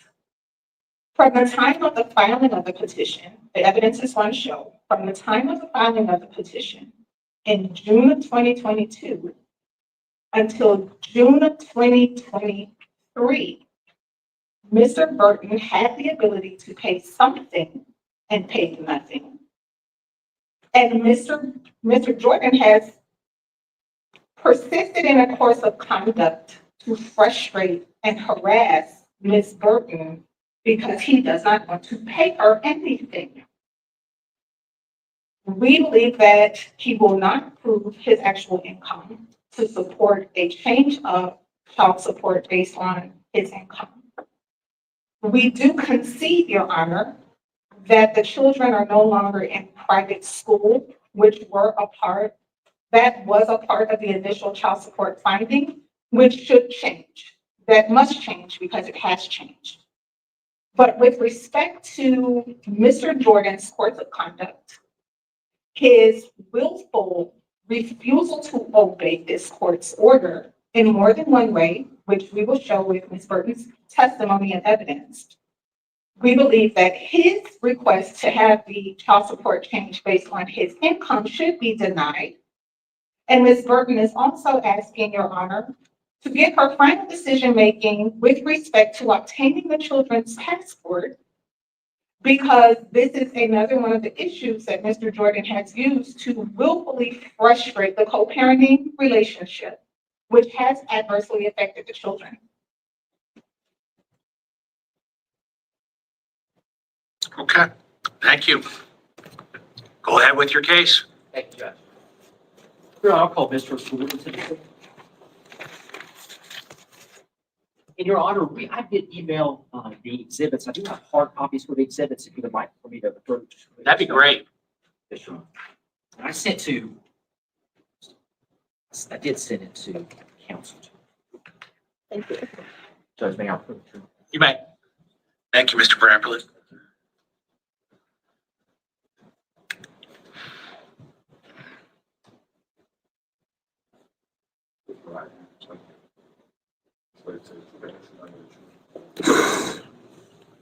What's this? Mr. Jordan, if you would, just briefly introduce yourself, your name, and where you reside. Brandon Jordan, I'm currently living in Riverdale, Georgia. Okay. And who do you live, Mr. Jordan, who do you live with in Riverdale, Georgia? I live alone, sir. Hello? Yes, sir. Okay. And, okay, briefly, opening statements, you guys were divorced, you and Ms. Burton were divorced in 2021, correct? Yes, Here in Fulton County. correct. You have two minor children, Yes, sir. okay? And what are their ages? Ages 15 and 7. And what is your, Mr. Jordan, what is your visitation schedule? Every other weekend. Okay. Let me show you what I previously marked as P1 and P2 and P2A. Yeah, approach you. You may. So I'm going to show you what I marked as P1, P2, P2A. First of all, do you recognize these three documents? Yes, sir. All right, now, are these documents consistent with the documents or your documents from your divorce? Yes, sir. So P1, we got the final judgment decree, correct? P2 is the parenting plan, correct? Correct. And then P2A is the child support worksheet. Yes, sir. Okay. Now, Judge, I would move to admit P1, P2, P2A into. No objection. So moved. With respect to let's go back to your income back at the time of the divorce. Your income was reported at $15,125.67. Is that correct? Yes, sir. And the dependent's, Ms. Burton's income was reported at $3,781.70. Is that correct? Correct. And your monthly child support was $2,871, correct? Yes. Now, in case you don't refer to so during that time, tell me about where you were working or what you were doing for employment. I had a trucking company. I had contracts with Amazon at the time, and it was a partnership that I had with my brother, Jordan and Jordan Transport. Okay. And when did you begin that partnership? It was roughly about 2017. Okay, so it essentially went from 2017 to 2021, Yes, sir. and you transported goods primarily for Amazon? Yes. Okay. Was that both in-state and out-of-state? Yes, sir. Okay.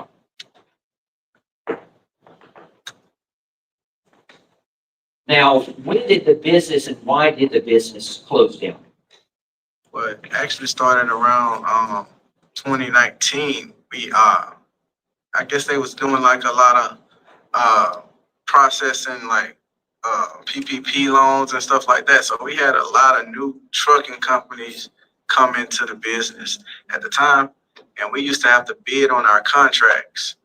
So we had to bid on the routes, and we were getting underbidded by the new companies that were coming in. They were just wanting to make something. So a route that we might run that might pay us $500 for the day, Amazon will put it at $400, and the new companies, they would say, hey, we'll run it for $390. So it just put us in a bad situation as far as that. Okay. Now, did you have your own truck at that time? Yes, we had 2 trucks. And then what happened to those 2 trucks? I ended up selling those trucks. Okay. Was there a substantial amount of repairs that you had to, and what were those repairs for? Transmission, but 2 of them had to have transmissions put in. One, it was having some situation with the DEF, the DEF system, that we just couldn't figure out what was going on with it. So we basically sold them for little or nothing just to get rid of them. Okay. And then eventually, what happened with the trucking business? We dissolved it. It dissolved. Okay. Was that, and that, you dissolved that, was that voluntarily or involuntarily? It was involuntary. Okay. And based on what exactly? Well, we didn't want to get rid of the company. We just had to because we wasn't making any money at all. It was like we were spending money to make a little or nothing. So. Okay. Let me show you, so what I previously marked as P8 and P9. You recognize P8 and P9? Okay.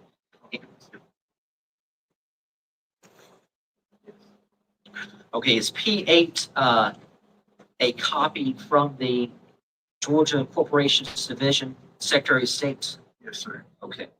And you recognize that document? Yes. Okay.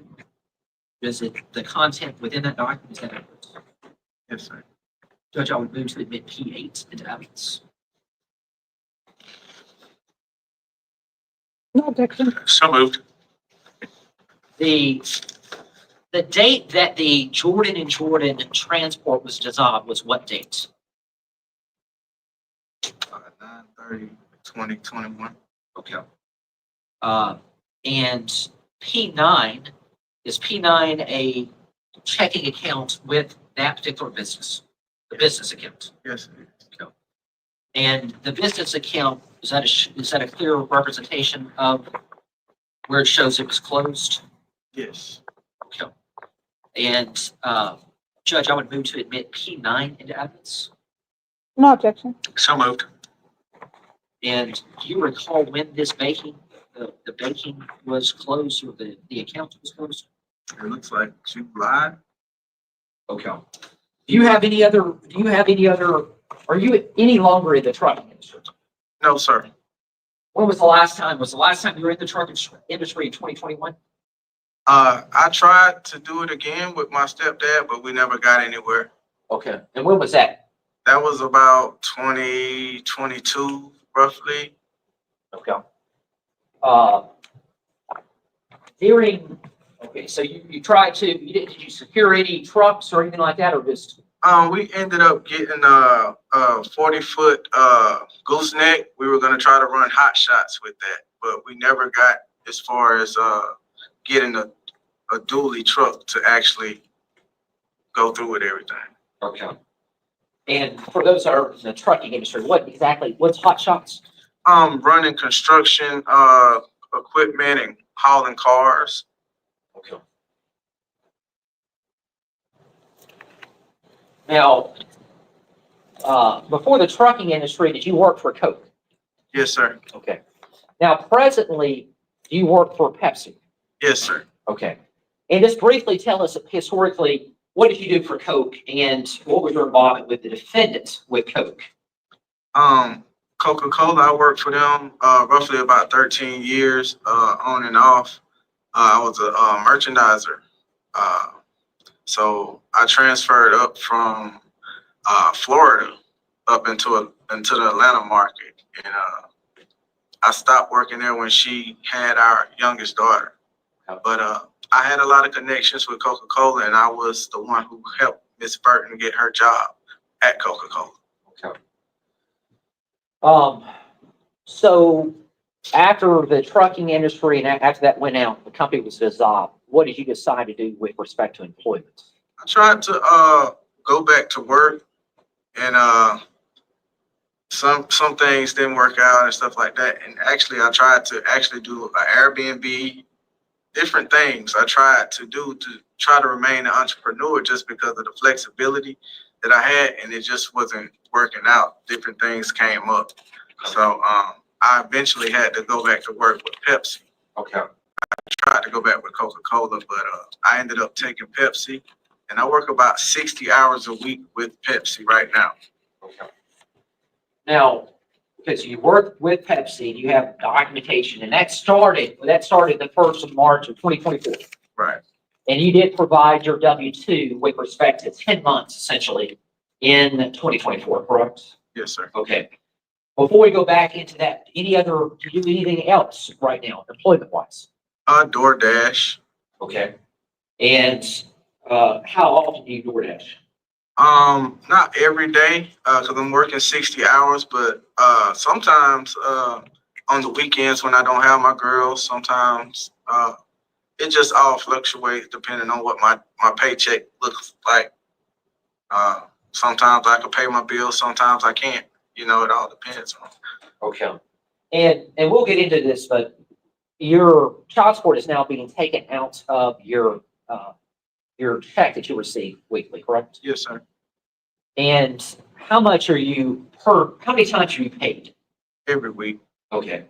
And on average, now we have the checks, but on average, how much is Ms. Burson receiving of your pay? What I've been seeing, it looks like $637, I believe. With respect to, just strictly with respect to her portion? Right. Okay. Now let me show you what I marked as P3 and P4.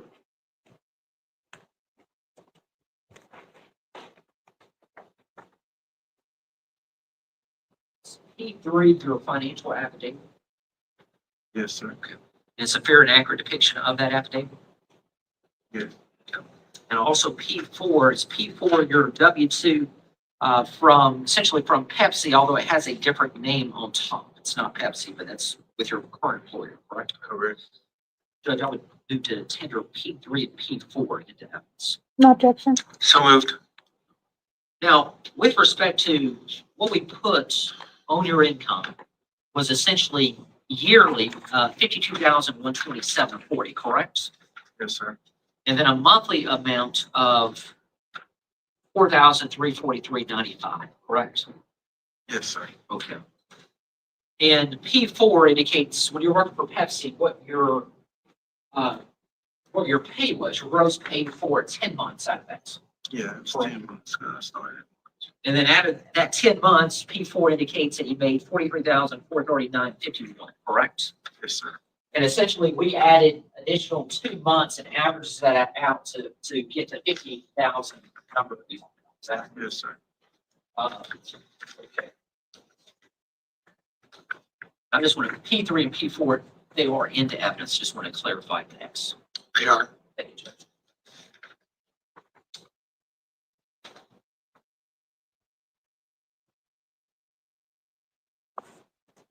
Now, you did try to, one of our objectives prior to court was trying to reach out to and determine your child support amount, the back child support amount that you owe, correct? Yes, I called the Department of Child Support, and they sent me an email what it was when I first filed the case.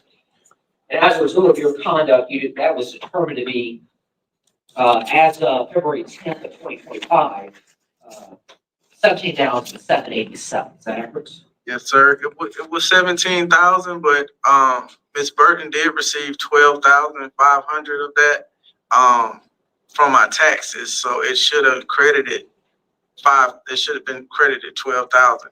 That's one of the things that she brought up, but she just gave me that number, but it was a credit of 12,500. Okay, so you indicated there should be a 12,500 that's not indicated on this document. What is your contention? When was Ms. Burton paid that amount? It would have been sometime before our first hearing, I believe. We was having issue. I texted her and asked her did she receive the document, the money, and she said she had not. But when I looked on the child support website, it showed that, she had received it. Has she ever indicated since at that time? So we filed this in 2022 sometime. So it would have been 2022, roughly 2023, maybe when she got that money. Did Ms. Burton ever indicate that she actually received the money? I never talked to her again about it. Okay. Let me show you what I marked as P5. P5 is the email that you received from DHS, correct? Yes, sir. Is that a fair and accurate depiction of the email? Yes, sir. Judge, I would move to admit P5 minutes. No objection. So moved.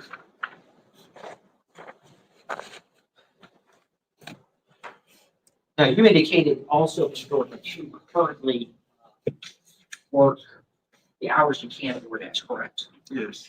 You did provide a copy of a monthly statement, correct? Yes, I did. Okay. On this particular month, am I reading correctly that you made $361? Yes, sir.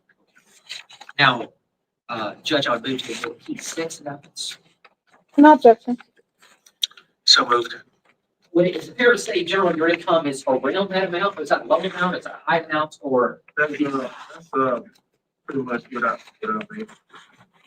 okay. And what do you use that money for? Fuel to eat with, just pretty much gas and to eat.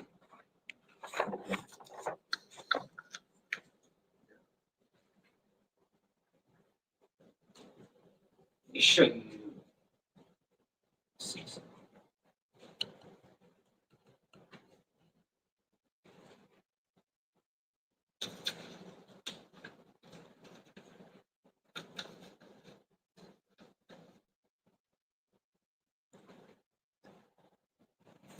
Actually, what I marked as P7 and P10.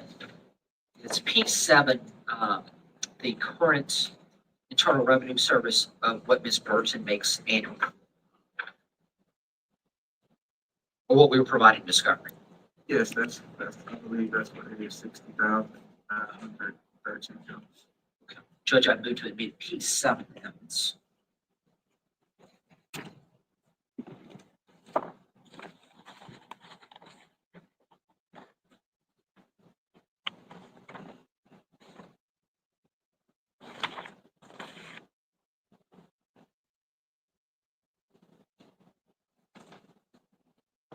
I'm just asking for clarification. This is supposed to be Miss Burton's transcript?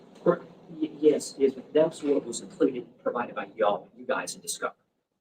Okay, and you're tendering this as her transcript?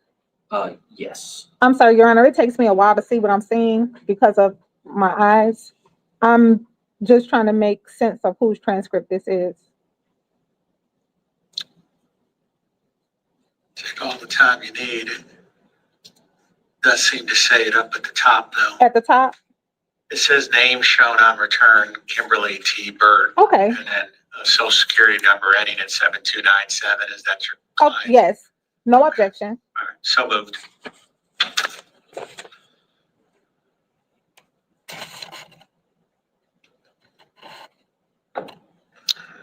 Do you recognize intent?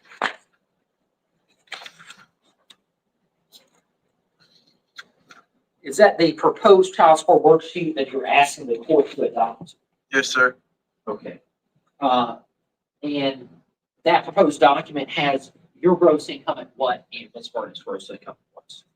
Ms. Bird, showing $5,076.08 minus $4,814.95. Okay, and it has your amount of monthly income, your amount that you pay in child support in what? Looks like it's $849.35.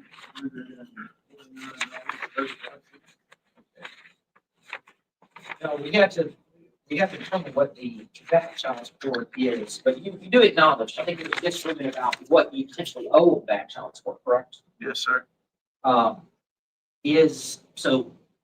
What additional amount are you asking this court to adopt with respect to back child support amount in addition to that sum? In addition to this, as far as after the 12,000 credit came out? Assuming the correct, yeah, that comes out correct. Yes, just the fair amount. It's $5,000.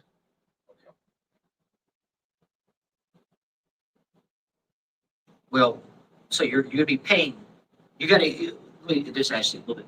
You'd be paying, you know what your budget is, you produce a financial outfit, right? Right. So out of this, if the court adopts these numbers with respect to what you're making, you're at paying $849 per month. Right. Okay. My question is, considering your expenses and everything else, there's still going to be back child support. What are you asking in addition to that sum? Are you asking this court to adopt an additional $100 per month, an additional $200 per month, or what? I would say an additional $100 a month would be fair until it's paid off. So essentially just under $1,000. $1,000. Yes, sir. Okay. Now, let's talk about your pay and what we produce. There was a contention, I guess, in this hearing that you could be doing more and you could be still in the trucking industry. But what is you produce W-2s where you're currently working? Is that hourly or? Hourly. Okay. So hourly, how much are you making per hour? Well, right now, I just got a promotion, so I'm paid by the week now. So it's just like a commission base.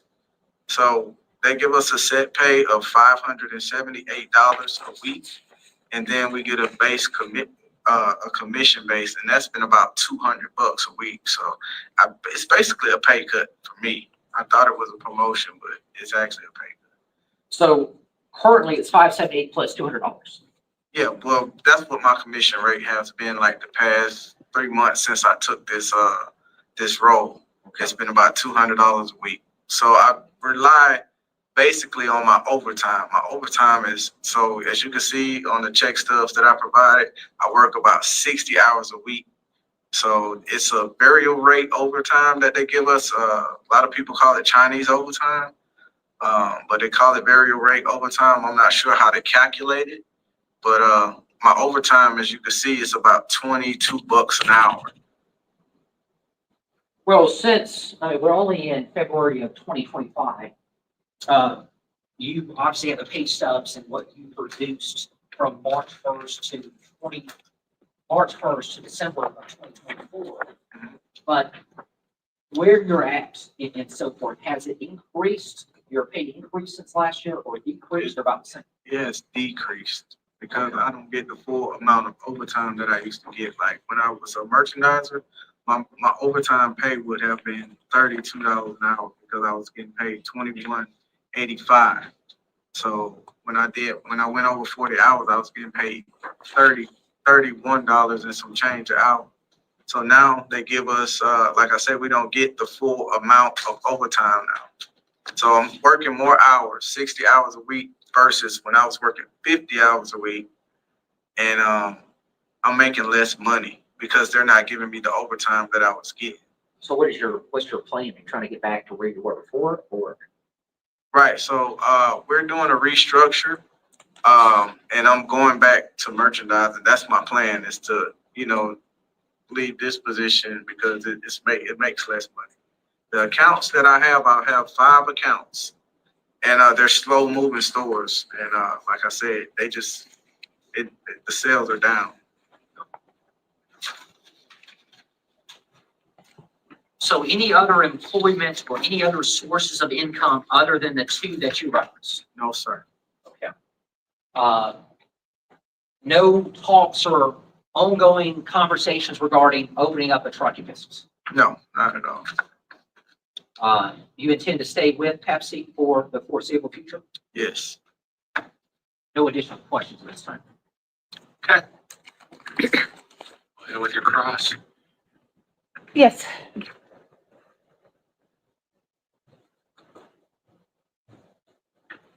So Mr. Jordan, you submitted to this court a child support worksheet proposing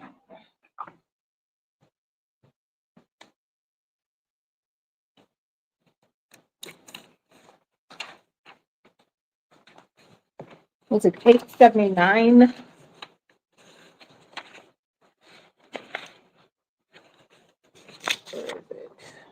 Eight, 849 so it's 8:10. P10.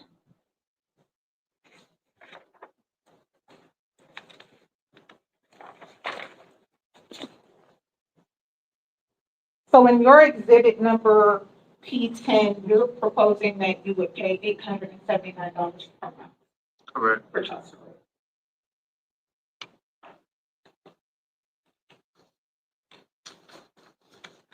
And you filed for this modification June of 2022. Yes, ma'am. Permission to approach, Your Honor? You may.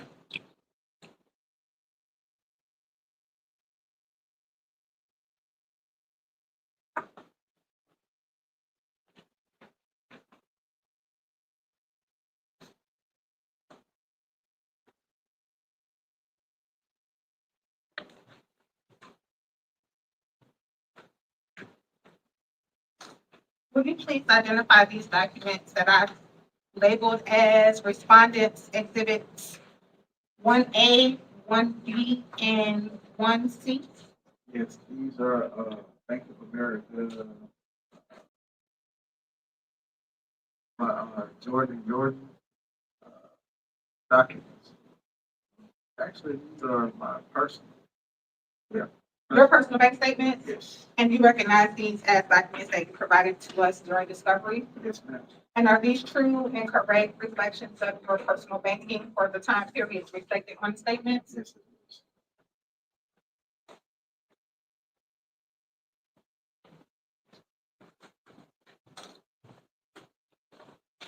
Now, Mr. Burton, during this period, Mr. Jordan. I'm sorry, Mr. Jordan.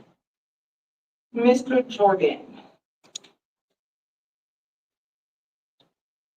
For this first statement I have here, I'm just looking to identify the dates. July 27, 2022, according to your bank records, you received a total deposits of $6,077.42. Correct? Yes, if that's what the documents say. Yes, ma'am. Okay, I'm happy to give it to you if you just want to confirm your numbers. Okay, I'll do that. The deposits were 6,000. Yes, 6,000. So, yes, ma'am. Awesome. And thank you. Now, real quick, Ms. Selassie, did you send us these exhibits? Yes, so the way that they're labeled though is a little different than the order I'm presenting them. So I'm sorry, I don't have a hard copy for your reference, but When did you send them? I emailed them back to Elizabeth, I believe. I replied all. Okay. I'll look for them on here. Thanks. Okay, and what I can do is try to figure out which order I put this in, but it was one of my earlier exhibits. And this is our second time trying this case, Your Honor. So I'm a little disoriented in the sequence. During the period from June 29, 2022 to July 27, 2022, did you make any child support payments at all? Yes, I did. Are they reflected in your bank statement? No, they're reflected, I paid through the child support, website. That's how I normally pay.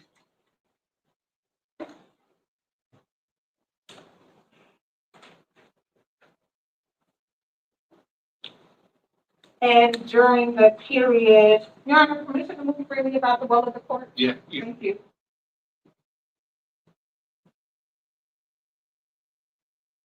From July to August of the same year, what were your total deposits for that month? July would have been total deposits of $13,042,421. And your total deposits for August to September of 2022? August to September 2022, oh, 20,000. That would have been my tax statement. That came to the taxes. That came that month. Yeah. But you don't see that deposit on there. And it's your testimony that you paid child support July, August, and September of 2022. I'm pretty sure I hadn't missed any payments. It hadn't been the full amount, but every month I was making sure that Miss Burton got something. Is it your testimony you were paying the $879 that you're asking to pay now? I was not paying that.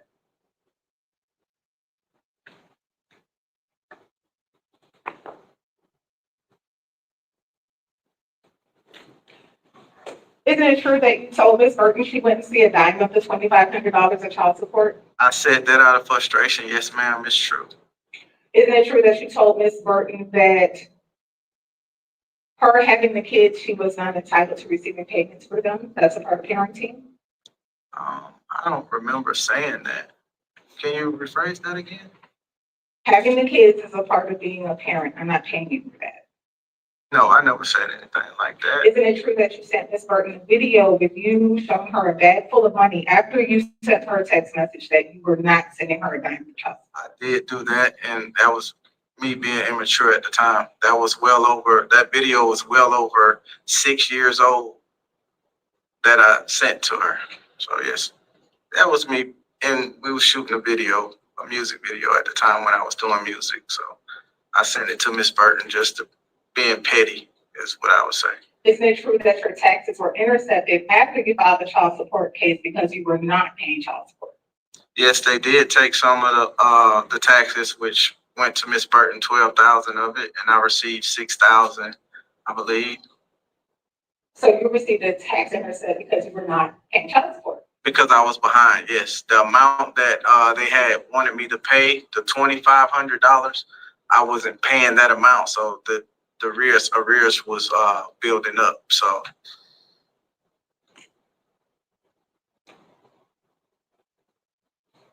I have nothing further. any redirect? Just briefly, Mr. Jordan, the July 2022 number, you were asked about $13,000 deposits. Right. Do you know what the $13,000 deposit was for? Like I said, we was selling trucks and stuff like that, so I'm pretty sure that's what that was. I know one of them was my taxes that had deposited into the. I know the one that showed 20,000 something for that month. That was my taxes being, and Okay, and that was the 20,000 was taxes. right. Okay. Part of the record here, you're indicating that, or the record would reflect that Ms. Burton was served with this 6/14 of 2022, correct? Yes. So you're asking also this court to cause the involuntary loss to stop the child support payments, the back child support payments from that date. Is that correct? Yes. Um,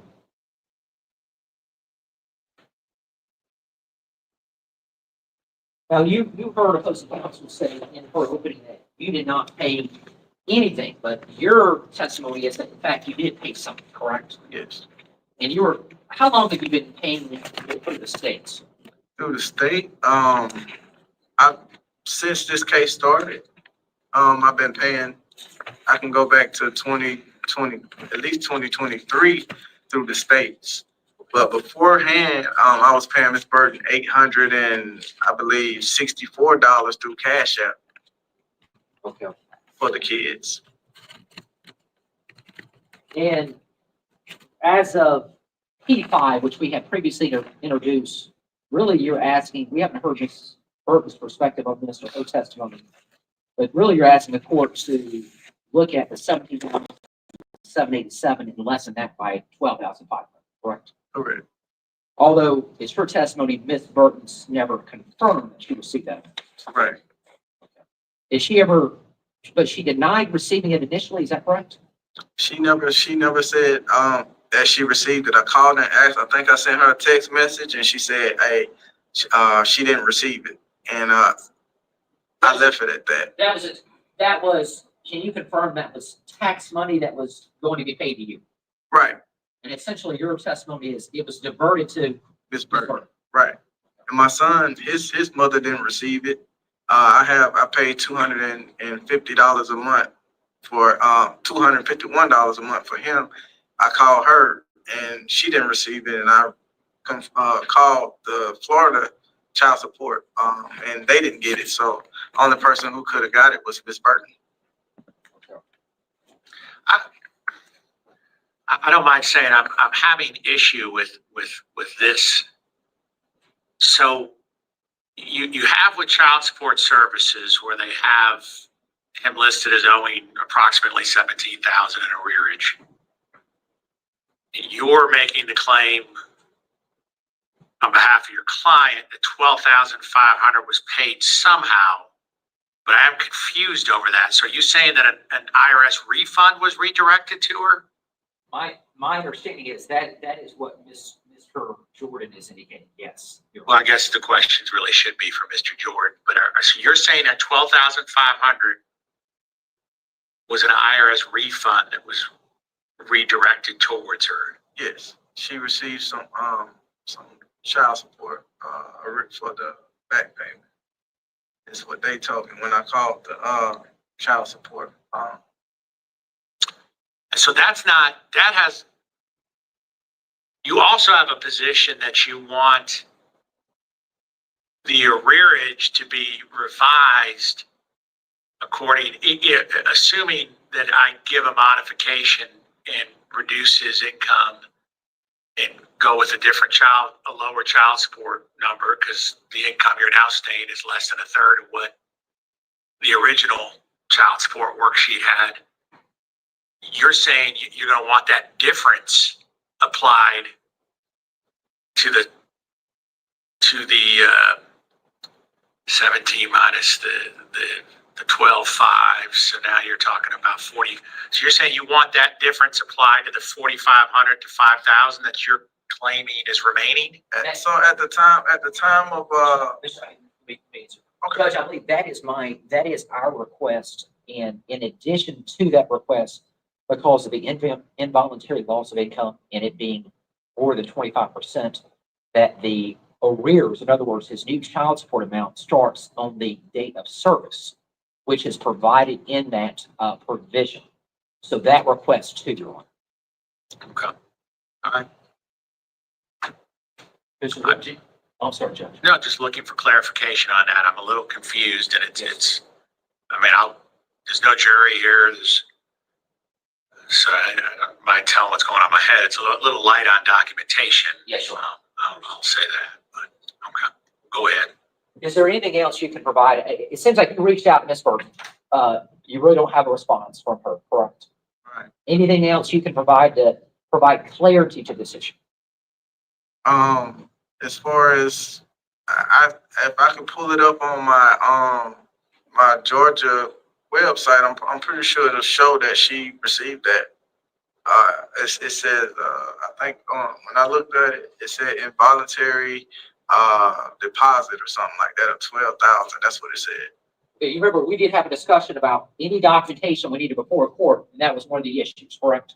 Right. I mean, are you testifying that you saw that amount, or? It's not reflecting now on that app, but I saw that maybe like a year and a half ago. Now, there was an issue brought up in, just want to make sure we're totally transparent with the court with respect to the passport issue. Yes, sir.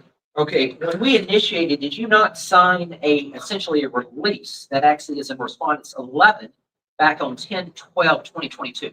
Yeah, that was 2 years ago. I signed over the passport things to Miss Burton. Like I said, when we first went through with the divorce, I was upset with the ruling of the court, and I was just being a asshole at the time, so I didn't want to sign over the passports to Miss Burton. But eventually, we did get that signed over to her. So you acknowledged the wrongdoing there, Yes, sir. but you signed it over. Yes. And I mean, is there any other issues pertaining to the passport right now, to your knowledge? It shouldn't be anything. Everything was signed over to her. We did everything.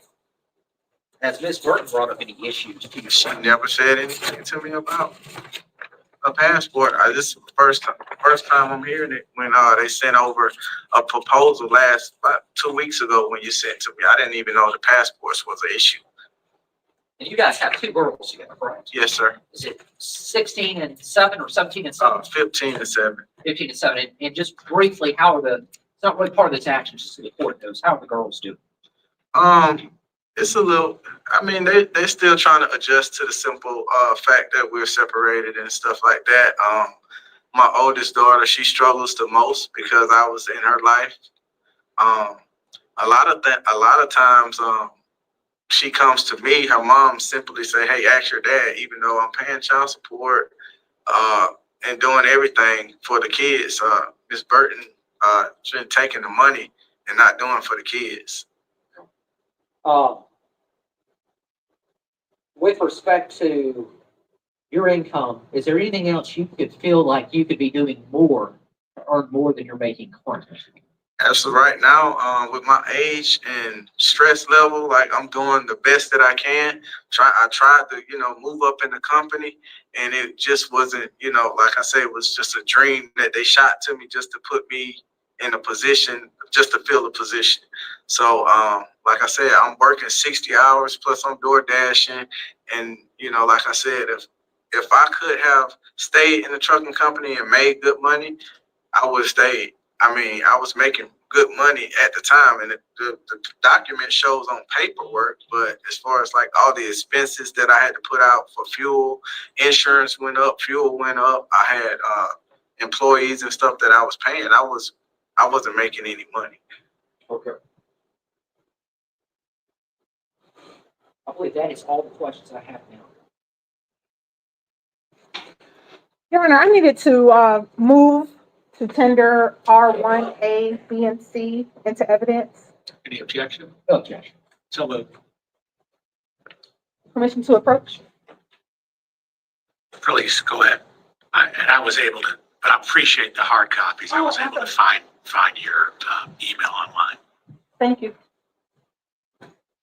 Okay, you may be sitting.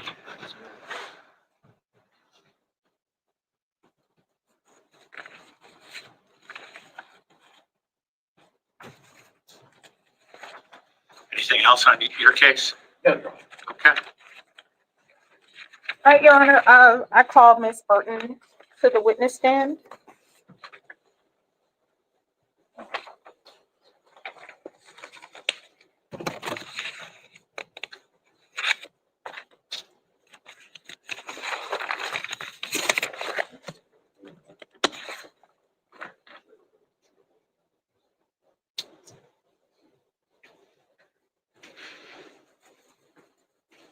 Good morning. Will you kindly state your name for the record? Kimberly T. Burton. And Ms. Burton, after your divorce from Mr. Jordan, you decided to register your child support order for enforcement with the Georgia Department of Child Support Services. That's correct.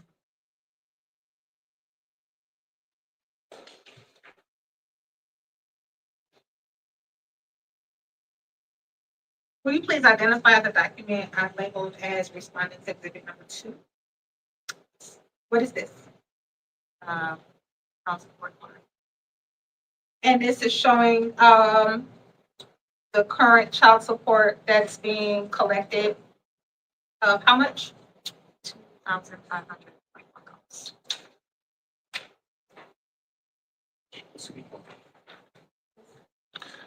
Yeah, if you could speak into the microphone, we're having a little difficulty hearing you. Yes, sir. So the current amount that's being collected is $2,541 by the Department of Child Support Services.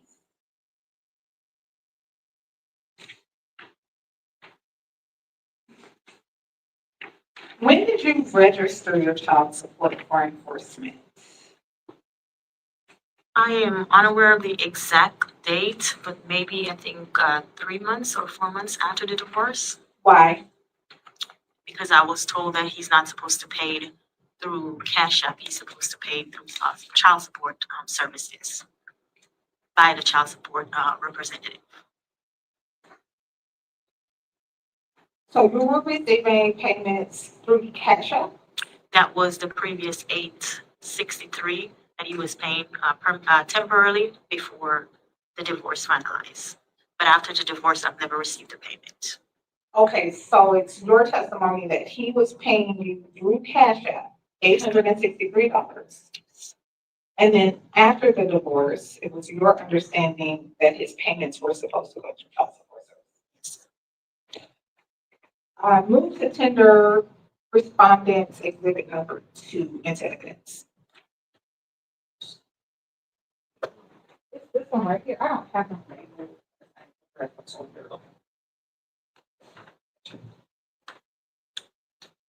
I'm sorry, Your Honor, I can't see pages. You can? No, I can't see pages. Really? Yeah, it's a very interesting world to live in when you can't pick up on nuances and pages. Just your eyesight? Yeah, first year law school diagnosed with a very interesting diagnosis concerning what's best described as junior macular degeneration. Okay. Yeah, Well, so- I'm somewhat interested. I have trouble with my eyes as well, but not that badly. Yeah, like ended up with old people eyes too young. So if I miss out on cues, that's why. That's fine. But like, yeah, I have to wear hard contacts with a solution in them. But anyway, we digress. Yes. Thank you for your patience. So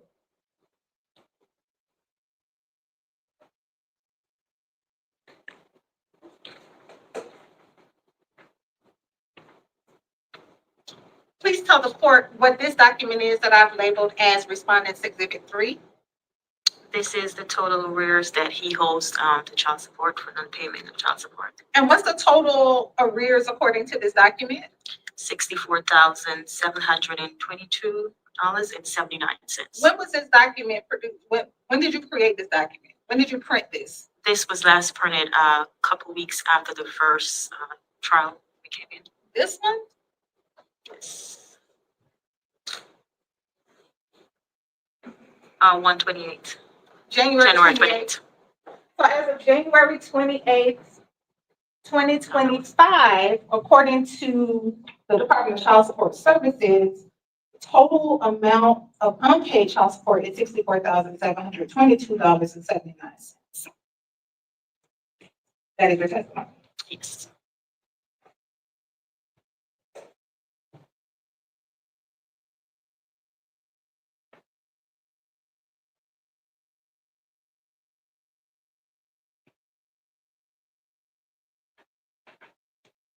Respondent moves to enter R3 into evidence.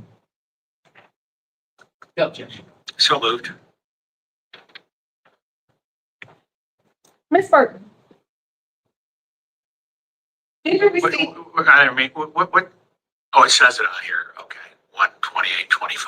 I was wondering when it was, that was as of. Go ahead. Child support services has been keeping record of payments, correct? Correct, And they've been keeping track of arrears. correct. Did you receive approximately $12,500 from a tax intercept of Mr. Jordan's taxes? Yes, I did. Was that amount adjusted against the total amount that he owes? Yes, I did.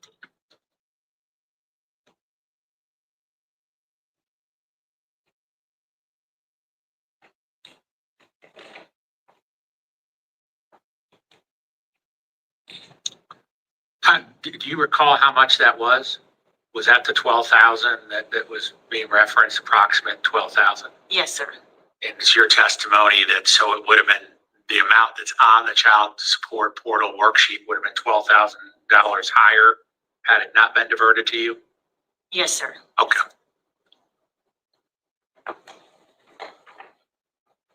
Please describe for the court why you're asking for final decision-making authority to obtain passports on behalf of the children. He did send in text message to me, letting me know right off that he would not sign those, documents for the passport, and he rather goes to jail before he signs it. My grandfather passed away, and the children were not. Please speak into the mic. My grandfather passed away, and the children were not able to go to the funeral or even meet my grandfather because they weren't allowed. He didn't sign the passport for them to go. When did this conversation happen?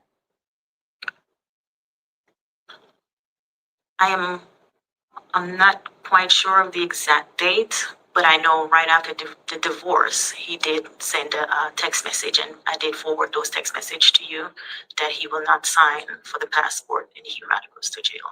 So he, in his testimony, Mr. Jordan acknowledged that he was a little salty, a little disappointed after the original divorce. So, he has already acknowledged that there was some difficulty immediately following the divorce.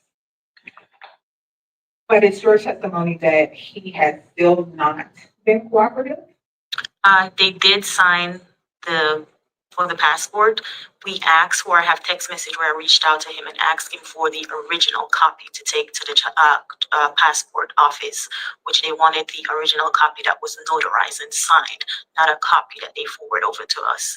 He did respond that he'll try to get it. I've never got any responded from them. I also have email where you have emailed his lawyer asking for them to send the original copies over. And his response, he will get with his client and get back to us. So just for clarification, this is the release that he referenced on his direct? Yes, sir. During his direct, he said he'd signed a release, and your testimony is that they need an original copy of that? Yes, sir. Okay. And I'm going to go back just a moment in time here.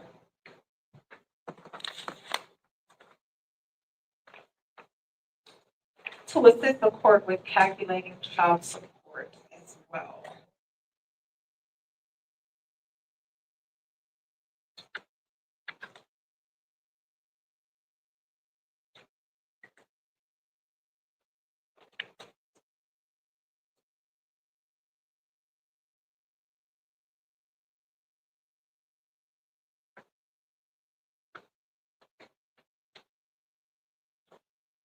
Ms. Burton, will you please identify the documents I have labeled as Respondents Exhibit 5A and 5B? Okay. What are these? This is my check stub. These are your most recent pay stubs? Yes, ma'am.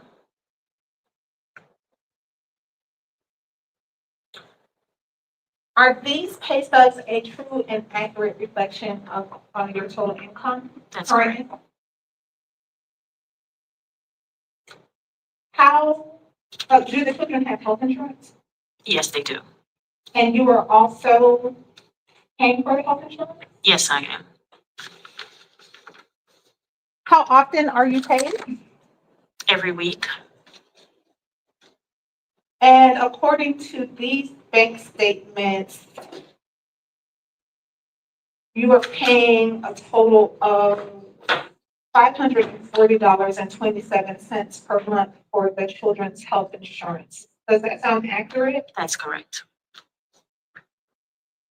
With respect to the children's portion of the health insurance, the vision, the dental, you are paying approximately $405.95 per month. That's correct. So $405 a month is the children's portion for health and dental.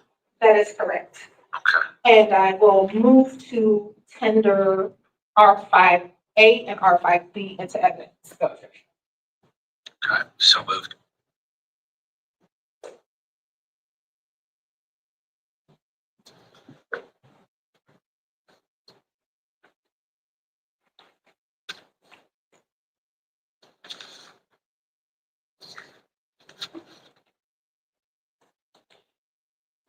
After you receive service of the child support modification, did you receive any child support?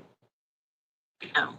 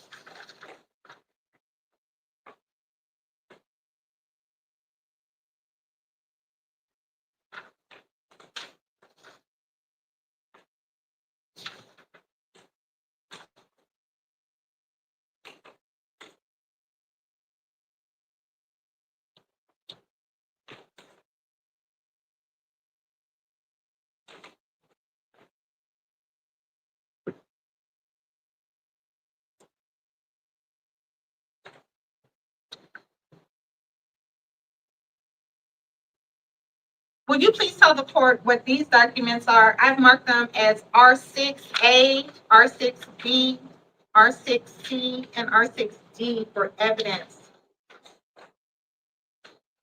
Will you please describe what this is? This is a cash app payment.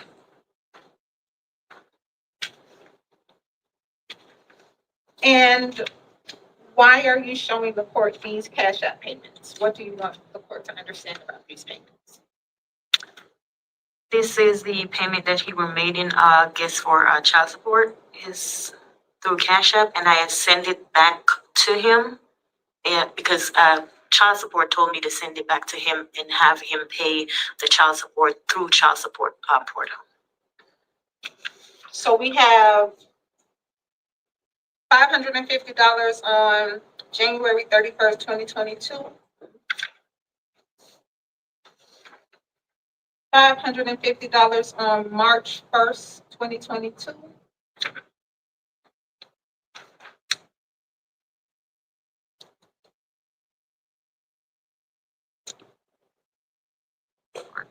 March 4th, 2022, $550. We have a December 27th, 2021, $550. And what are these? These are also payments he sent for the kids through Cash App. And this is R6E. Now, Let me ask a follow-up question on this. So you're saying he sent you those payments on Cash App and then you refunded them or didn't take them and said that those should be paid through child support services? Not all of them, Your Honor. The last one, the last $550 that he sent to me, I was told by child support service to send it back to him that he's supposed to pay through child support services, and that's what I did. Ms. Burton, with the payments that you are testifying to today, were there any other payments that you received from Mr. Jordan in addition to the payments here on Cash App? No, Did you receive payments from child support services? No, not other than the 12,500 tax due to Seth. Mr. Jordan is currently, he testified that he's paying child support now. When did those payments begin? Those began I think the week after we were here before Your Honor. The week after they started taking from his check. Are you? Our last time we were in court, Your Honor, the week after that, I started receiving the child support payment So the from, week after the first trial? yes. Well, not the first trial, the last time we were here with Your Honor here, the last time we were inside the courtroom, and he rescheduled us for the 120. What is the approximate month and year that he began receiving child support? Regular child support.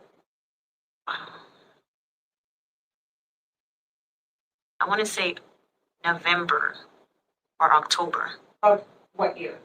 2024. So since the time that this case was filed in June of 2022 to let's say October of 2024, did you receive any child support other than what is reflected here in the Respondent's Exhibit 6? I do receive, but maybe 120, 252, 198 was in those numbers, just those $52, $92. So there are some additional sums in addition to this that you received Yes, directly from Mr. Jordan yes, through child support services. through Yes, child support services. yes, So child support services is where all of the other payments outside of these payments have been called. yes. We move to tender Respondents Exhibit 6, parts A through E. So moved.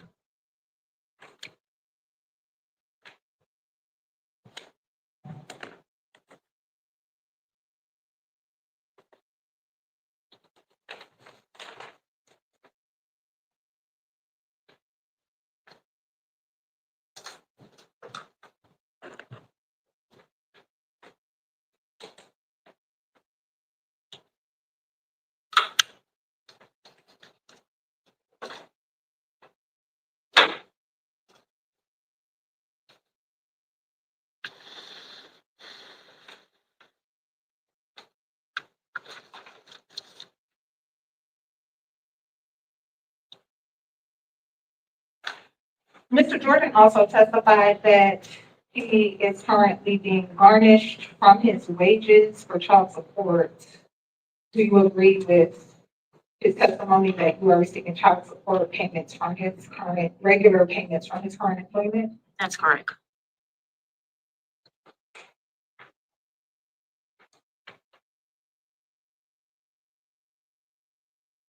Please identify what this document is that I've labeled as Respondent's Exhibit number 7. What is this? This is a child support payment.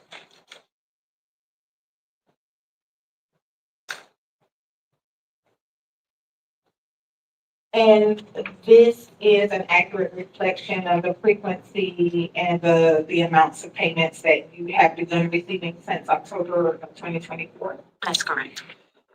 Respondent moves to tender Exhibit number 7. No objection. So moved.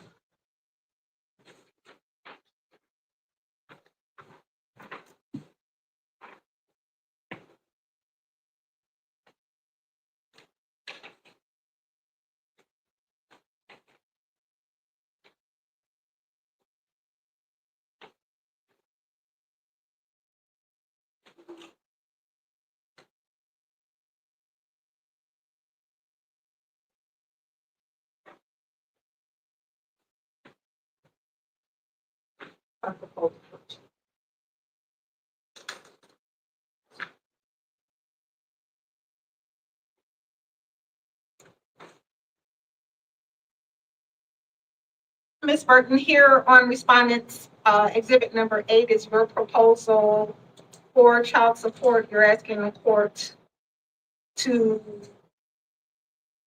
acknowledge your existing income and to keep his income where it was at the initial child support finding. Correct. Move to tender respondents exhibit 8, our proposed child support. No objection.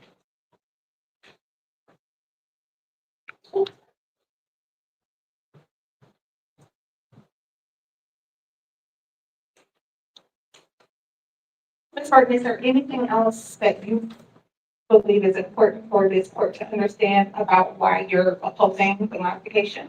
Yes. Please tell the court. Your Honor, Mr. Jordan has contempt all three things that he's supposed to do in a divorce. He hasn't been paid child support like he should have. Also, he haven't signed the passport for the children, and he haven't disclosed his address to me. I don't know where the children are going whenever he takes the children on the weekend, and I also have text messages to be asking him for the location of his address where he's taking the children, and he refused to do so. Mr. Jordan has shows no respect for the court at all. Prior to the divorce, I worked 2 jobs because Mr. Jordan was not paying what he's supposed to pay. That's the reason why I had to pull the children out of private school, because I was doing it all by myself, and what he was paying could not continue for the children to be in private school. Also, it shows in 2022 where there are large sum of money coming in his account. Also, his account is showing there's no utility bill, no light bill. John, this testimony, unless there was evidence based upon certain documents that you can produce. Okay. Yes, sir. The bank statement that we submitted to the court, there's no utility bills, no light bill. I'll deal with that in closing argument. And I just wanted to say that there's no respect for the court at all. Everything that was laid out in the final dissolution of the divorce decree, he has contempt all 3 of them. And I just wanted the court to take it into consideration of how Mr. Jordan is once he leaves from before the law.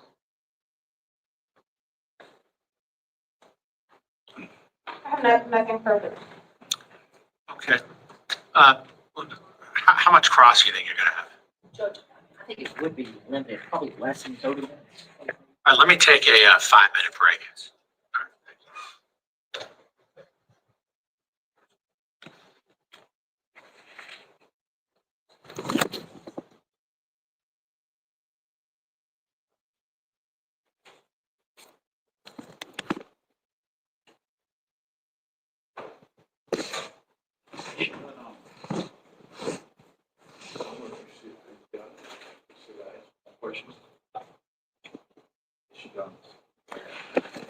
He's going to be asking her some questions.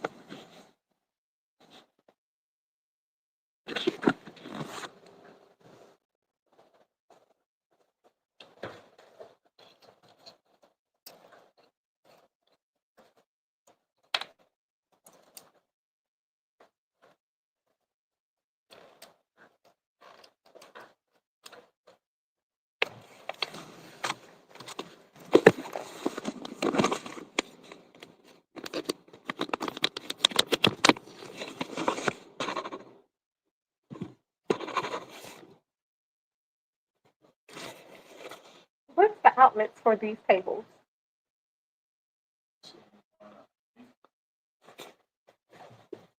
Is that what it? That's an outlet? Okay. Thank you.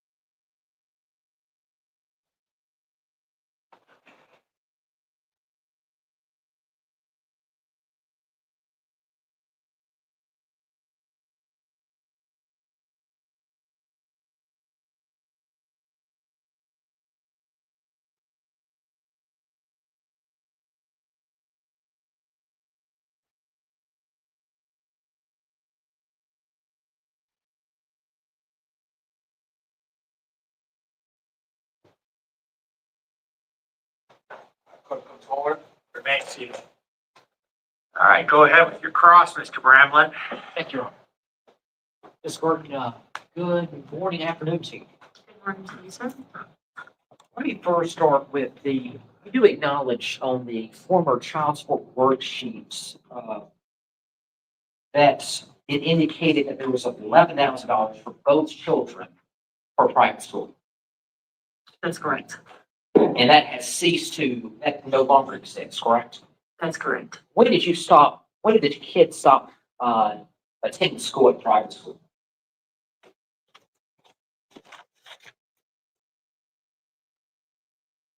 Sean, do you have any dates on that in your documents?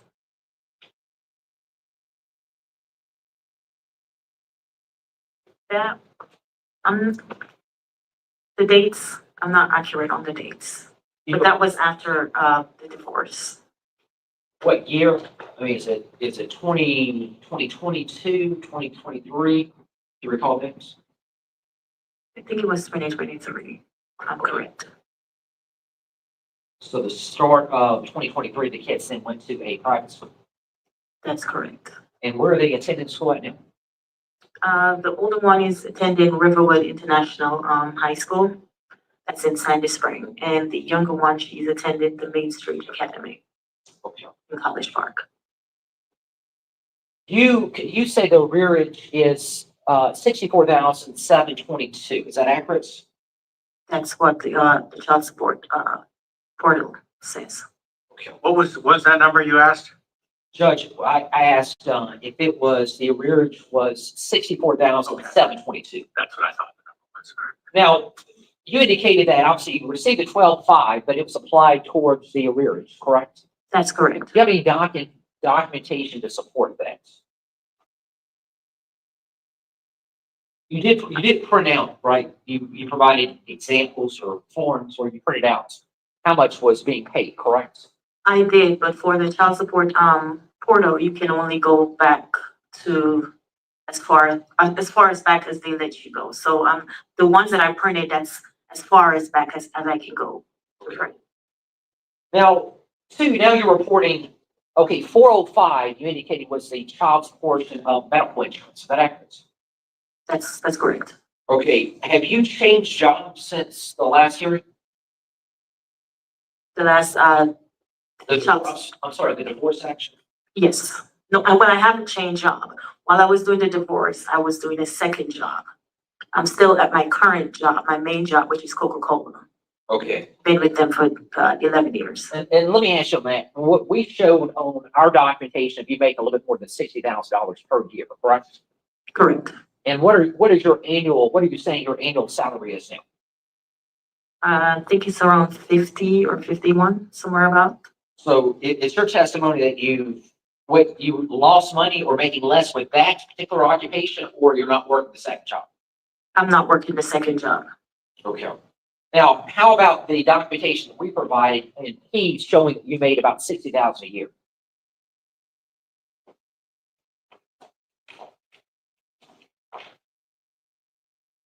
And which year is this? This is 2021.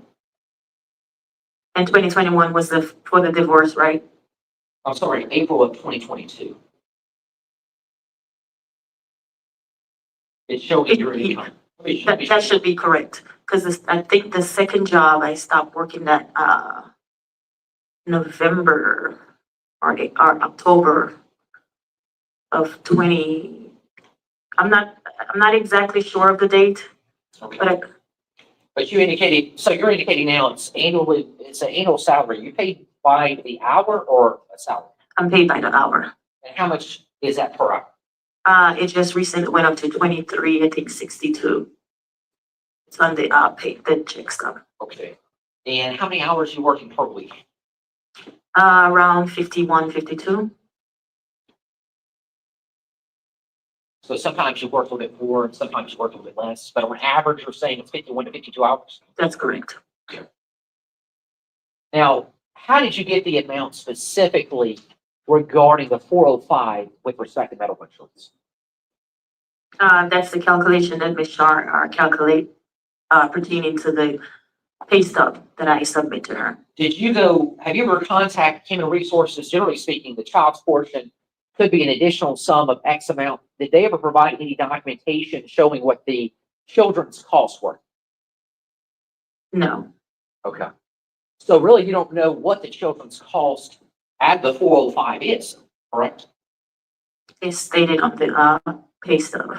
Well, that's just it's paid on the pay stub for the portion, but it doesn't show what you're paying towards the children, correct? It's 3 people on the health insurance, Okay. and the pay stub shows dental, it shows vision, and it shows medical. So that it's a set amount if you look at it, so you'll calculate that. But generally speaking, you contact Human Resources, they'll provide documentation as to generally, children are much more resilient than adults. Would you agree with that? Objection, Your Honor. I'm trying to figure out the relevance. We provided a most recent pay stub, the most accurate reflection of what she's actually paying. Counsel has calculated 75% of that cost as the children's portion.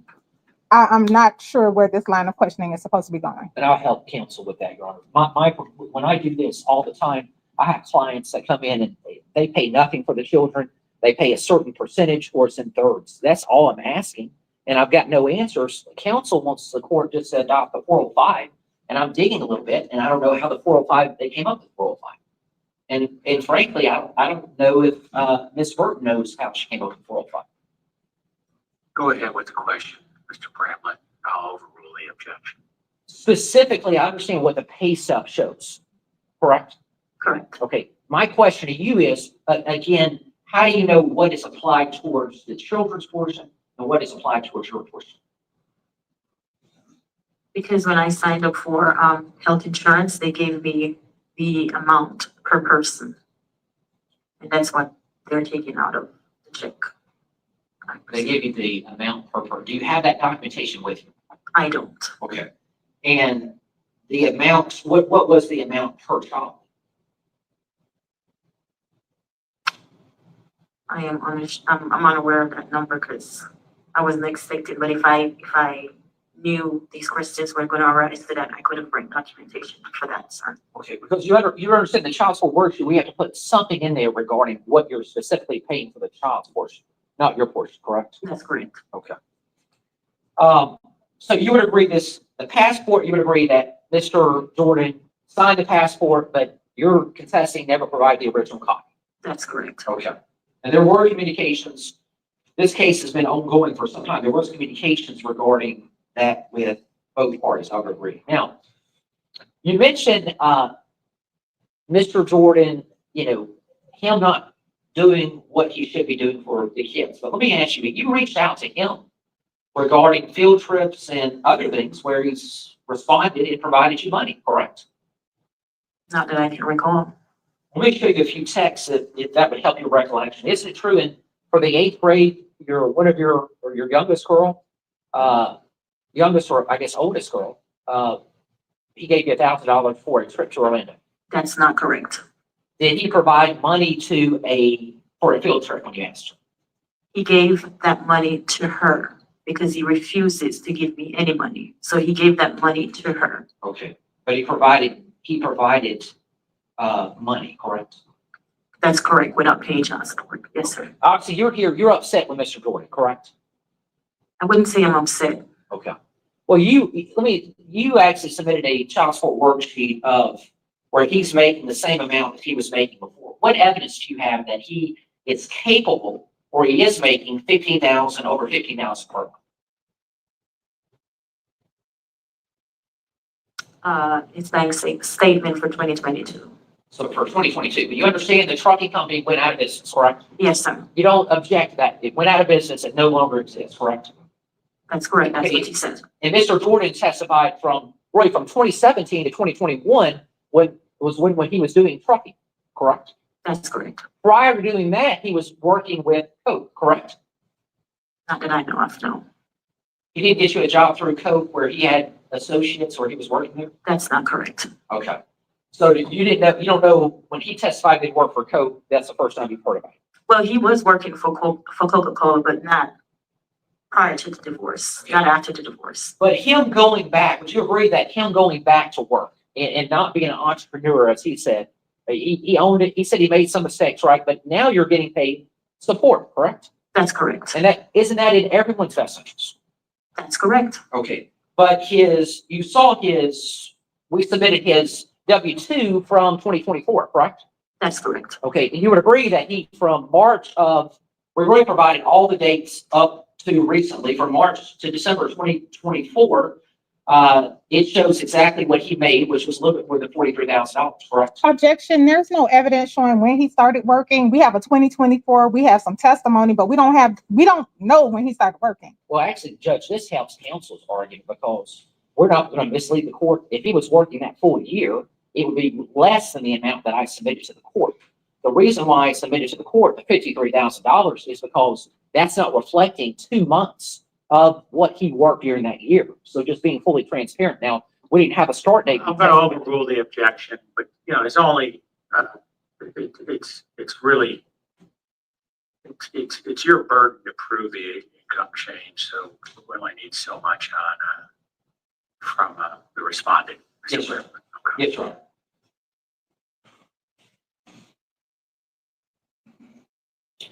And also, just briefly, your daughters have Live 360 on their cell phones, correct? That's correct. So you know where they're at all times, correct? I don't. Well, if they have Live 360, you have access to them, correct? No, I don't. Her dad does. Her dad got that phone for her. So And it's your he has- testimony that you don't have access to it, only he has access to it. That's correct. Do you have any documentation that supports your position that he has not provided via text, written communications, that he has not provided his address to you? That's correct. Yes. So it's your testimony, you've asked that and he did not provide. That's correct. Okay. You would agree that it's important for both parties to keep the other party advised of addresses and so forth, correct? Correct, sir.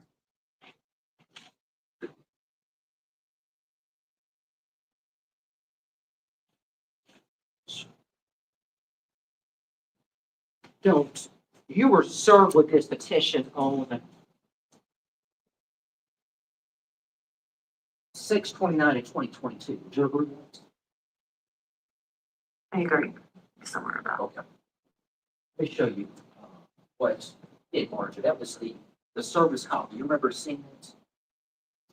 Okay. So you don't contest the 6/29, 2022 date?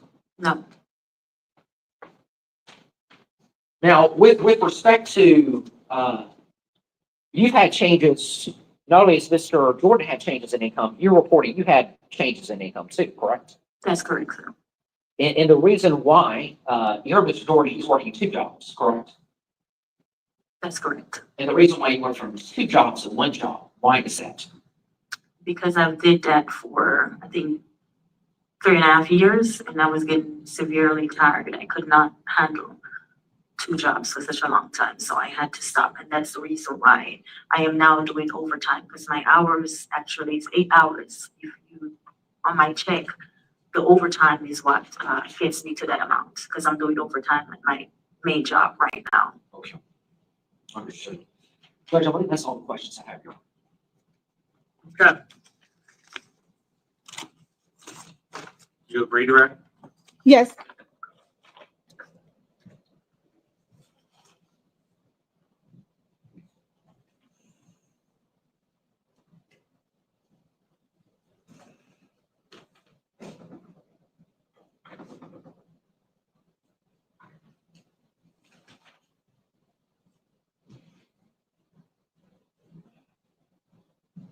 Ms. Burton, would you please tell the judge what this communication and what I've labeled as respondent exhibit 9A and 9B, what this communication is?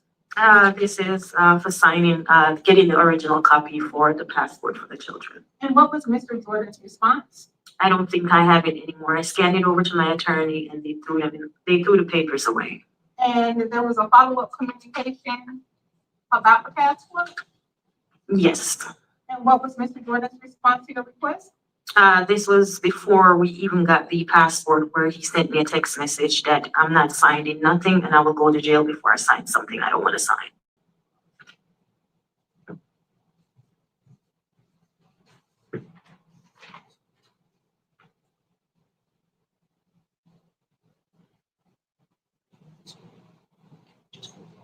Just get the date. Sure. Ms. Burton, would you please establish the date for R9A? When was this communication approximately? I would have to look at my phone. To be honest, I'm not sure and I don't want to give a date that is not accurate, but these text messages are after the divorce. Both text messages were after the divorce? Well, this one was after the passport consent was signed, and then this one was after the divorce. Okay, so R9B was before R9A. Yes, And it is your testimony that after the divorce, you asked for cooperation with the passport. I did. And then during litigation, you asked for cooperation with the passport. I did. Do you want her to get her phone for like specific dates to establish contact? Respondent moves to tender R9A and B. No objection. So moved.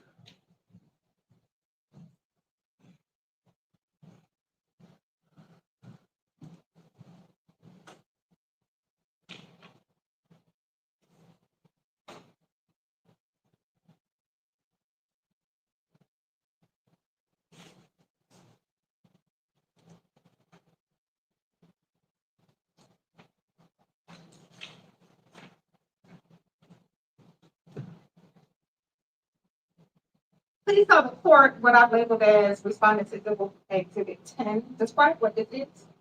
This is Mr. Jordan sending me a text that I will not receive what the court had ordered for him to pay child support, and he rather goes to jail before he pays it. When did this conversation take place? This was after the divorce as well. Before he files a modification? Yes.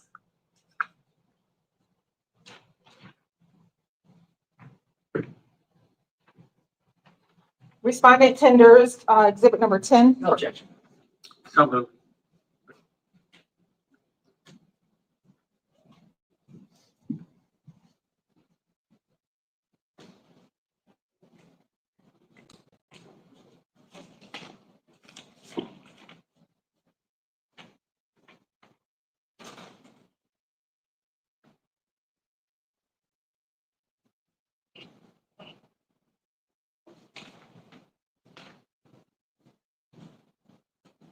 Please tell the court what I've labeled as respondent exhibit number 11 for evidence. Please describe what this communication is. This is the same text message I denied that he will not pay that 2005, and I can get that out of my head right now. Is this the same document I just tendered because it looks different to me? It is the same. Okay, I'm going to withdraw this. I apologize. Okay.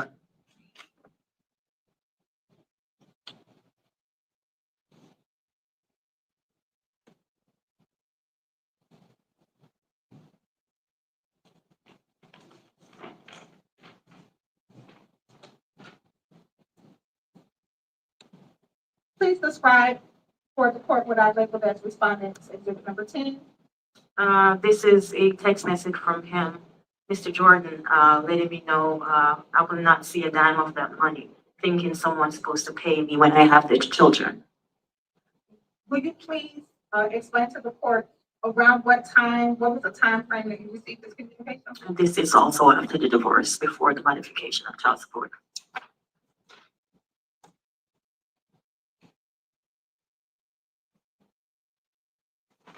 Respondent moves to tender exhibit number 10. No objection.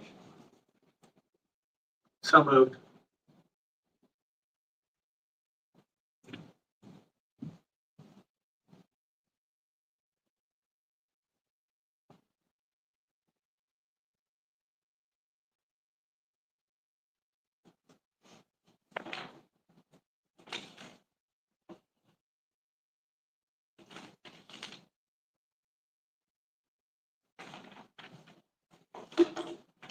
is it your understanding that Mr. Jordan just doesn't want to pay?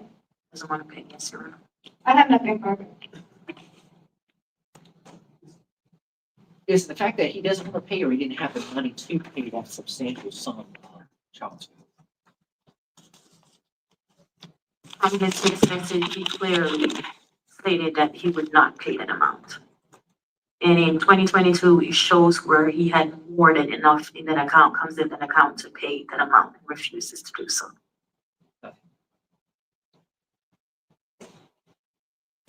Okay. You may be seated. Thank you, sir.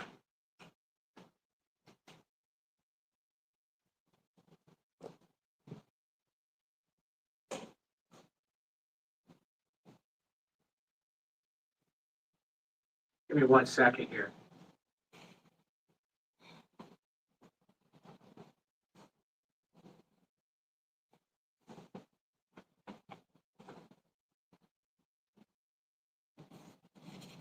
One second.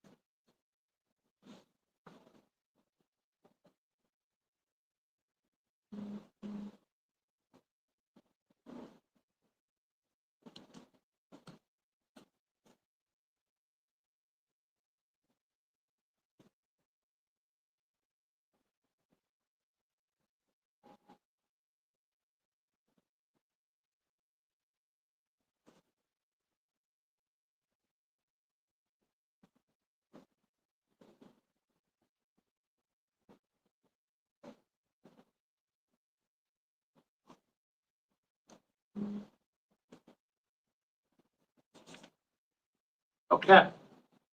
All right, I'm going to let you do very brief closings.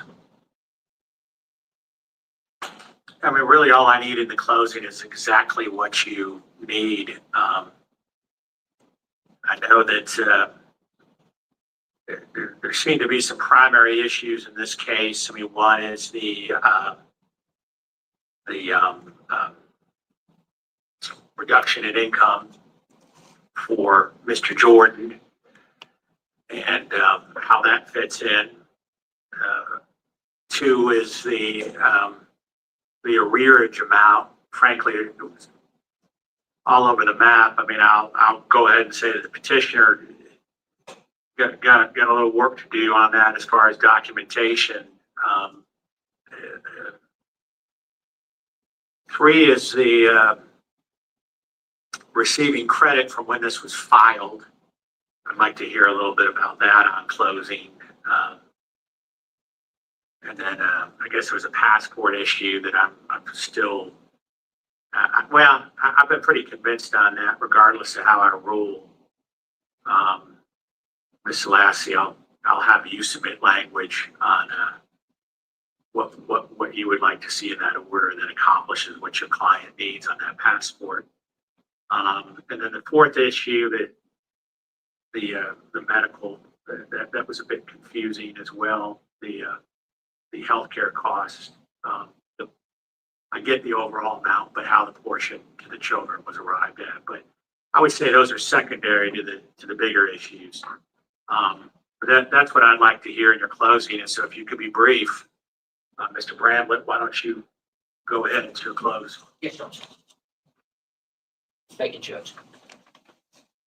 Judge, I'm going to address the issues you brought to our attention and do it in the most lucid manner. With respect to child support, I'm requesting the defendant's income to be at $5,319.82.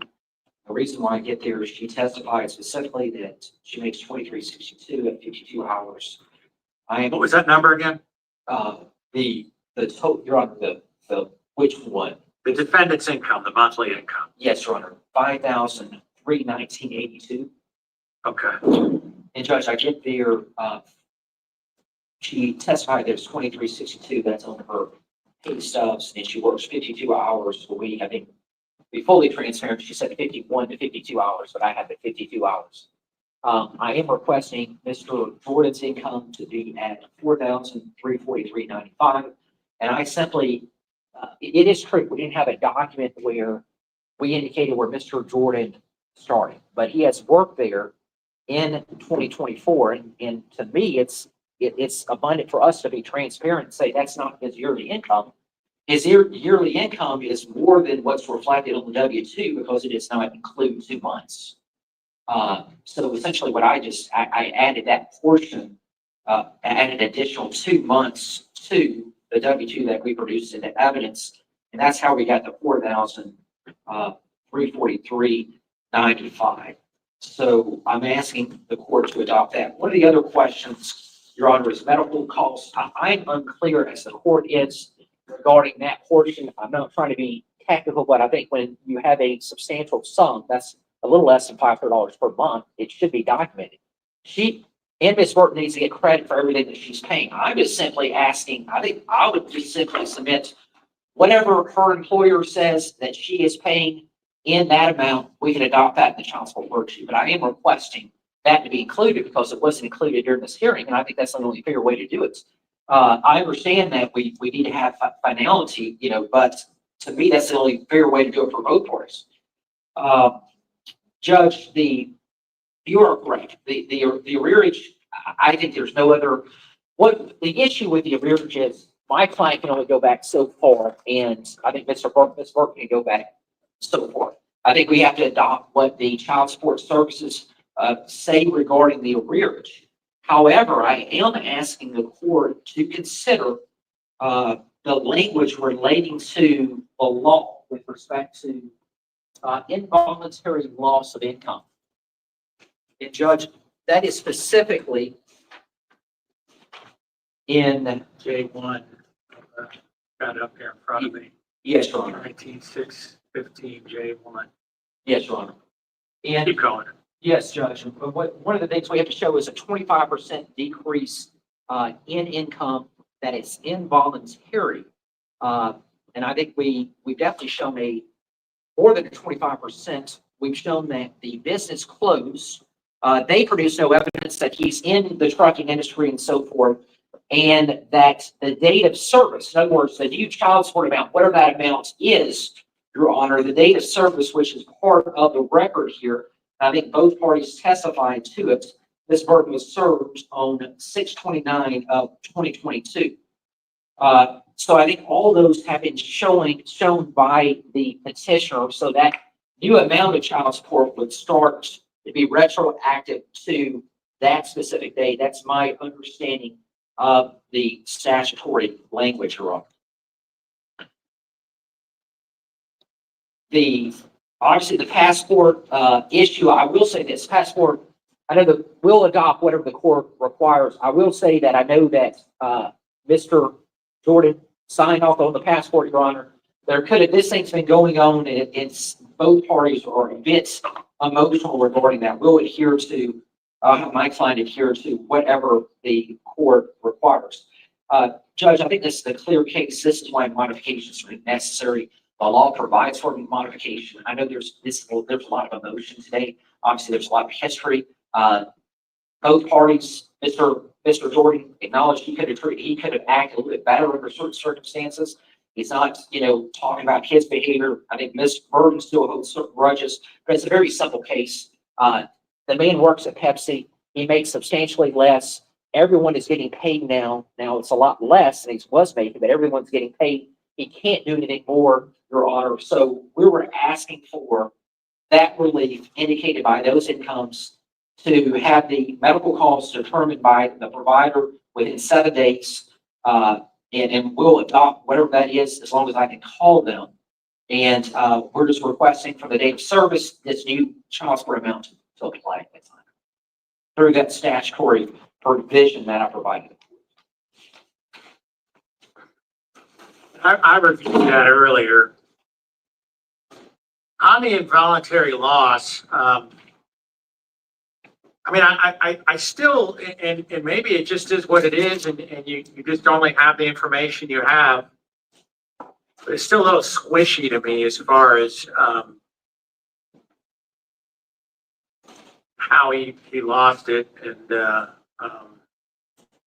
and also when he started this job, and how much of a credit you're actually asking for if I were to decide to go down that road and grant it. But and there's Judge, I will say this: the Secretary of State, the company was dissolved in 2021. I think obviously this court can take judicial notice. We're going through the pandemic that time. I think the trucking industry was hit hard. That was one of the reasons I think he has difficulties. But to the courts, it's hard to argue against when he testified, Your Honor. Then after that period of time, he was doing entrepreneur type work, not making a ton of money. Then he went to the Pepsi. But I understand the court saying, well, maybe he could have started, working at Pepsi sooner. But we are asking for whatever the court deems to be appropriate under those circumstances to be applied. I think ultimately, Mr. Jordan realized that he had to get back to work. He had to work, as a regular employee, a W-2 employee, and I think all parties are benefiting from this. Where Ms. Burton has received child support consistently since the latter part of last year, October of 2024, and we want that to continue too. So that is our request, Judge. okay, all right, thank you. Thank you, sir.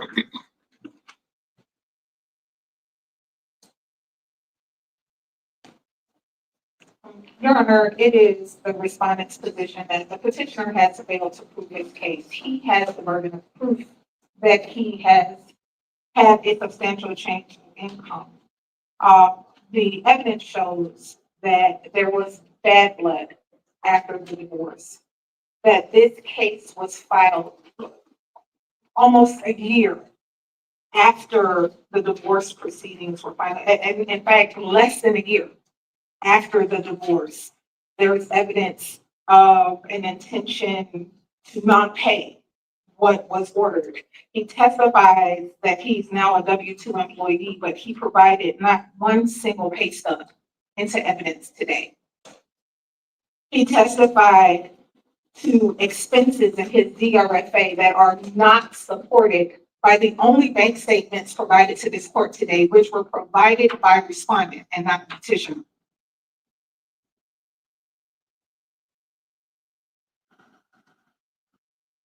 He testified to winding down his business and selling equipment and provided no transactional corroboration of his testimony. And this is his case that he brought.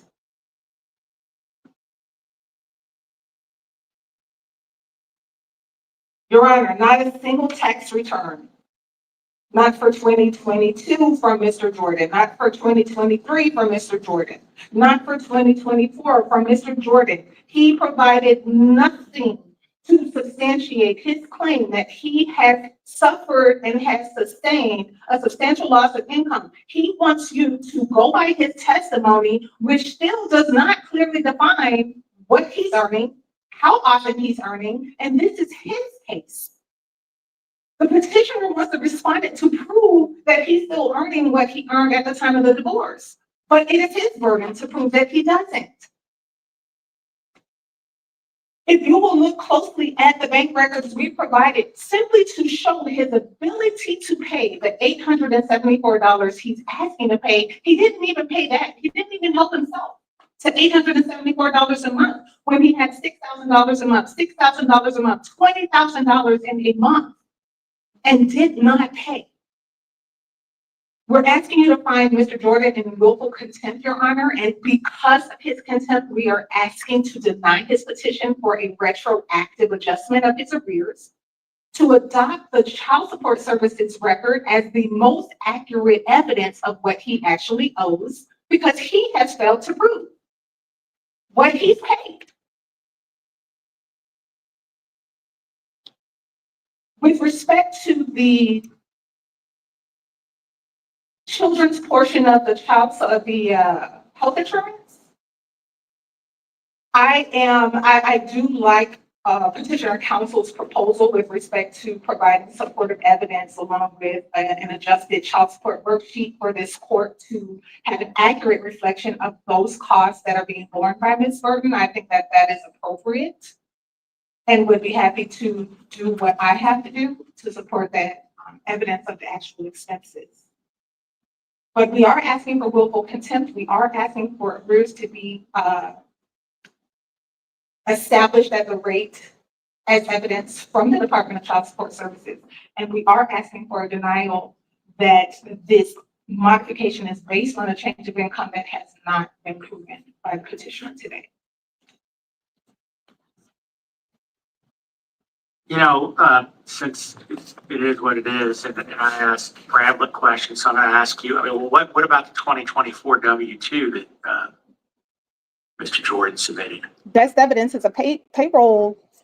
Where's the pay stub? Where's the pay stub that shows us how often you work, how many hours you're working? He talks about accounts that he has. He testified about accounts. We haven't seen a single pay stub. He hasn't provided it. We don't know his hours that he's working. He's saying he's working 60 hours a week. That's not supported by the W-2. The W-2 only shows the total amount received, not what he's actually doing for each pay period. Judge, that should have been, if it wasn't, that should have been the pay stubs. Most recent pay stubs should have been submitted. Your Honor, my exhibits to all of it. If not, I'll be happy to, we're not trying to hide the law, but you have to provide those to, if the court, is requiring regarding this.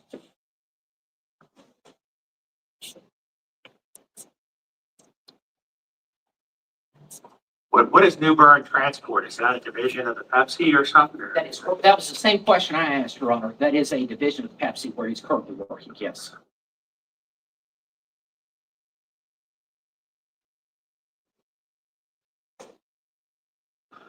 All right, let me go out and contemplate this for a moment.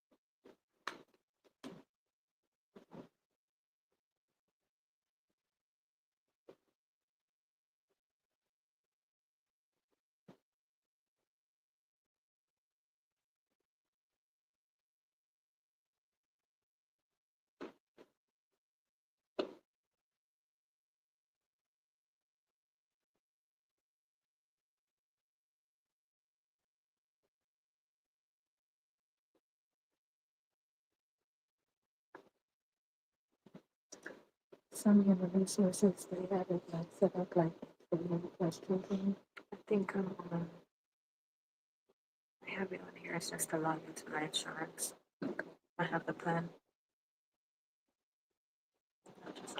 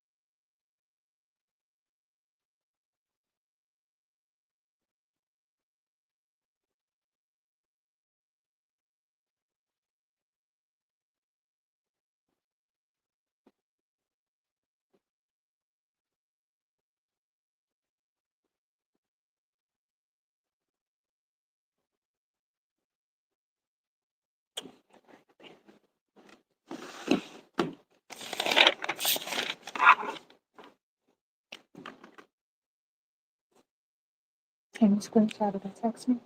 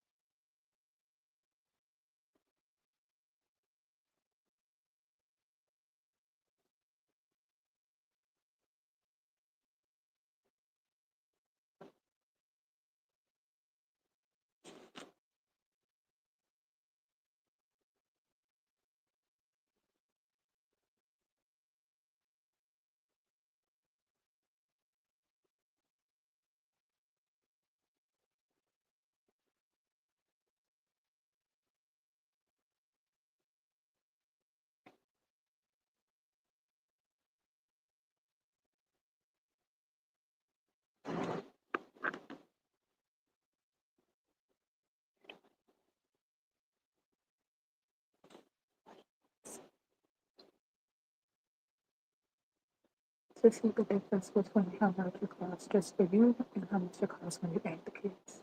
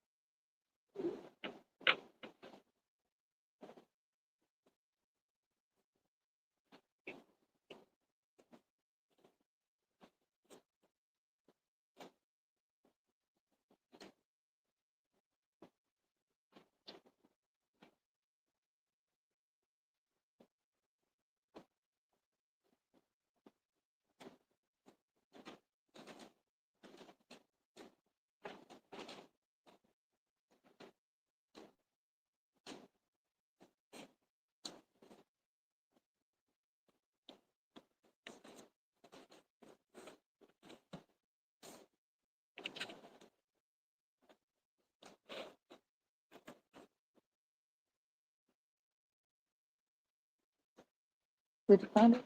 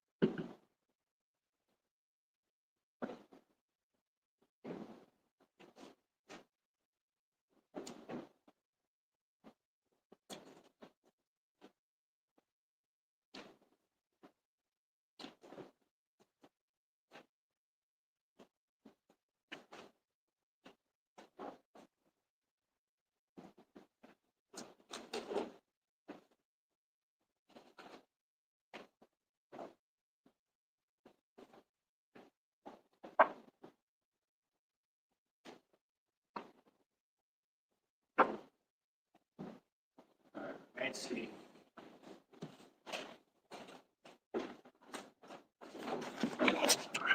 I just want to announce to the other case, I'm going to do my ruling, but I'm going to have to step in and grab something to eat very quickly. So you don't need to be here till 1:30. You're welcome to sit here, but if you wanted to go outside the courtroom, that's your prerogative. So, all right.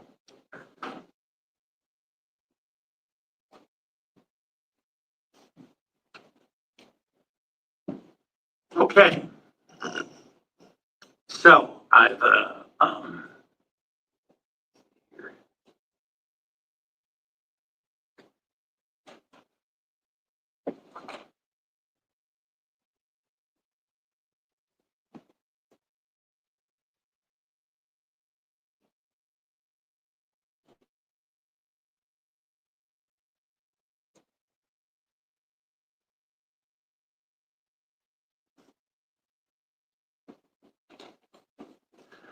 all right, so I went back and researched the evidence and went through it, my notes on the testimony, looked at the case law, looked at the statutes. And I sort of complained about it a bit while the trial was going on. It's big gaps in documentation and testimony, but I'm not going to allow supplementation on the evidence. My job as fact finder to fill in those gaps, and I did them as best as I can. Mr. Bramblett, I'm gonna have you write the order, but don't necessarily interpret that as you being aware, because I think you're both going to be equally unhappy with my ruling, or close to equally. So as far as the child support,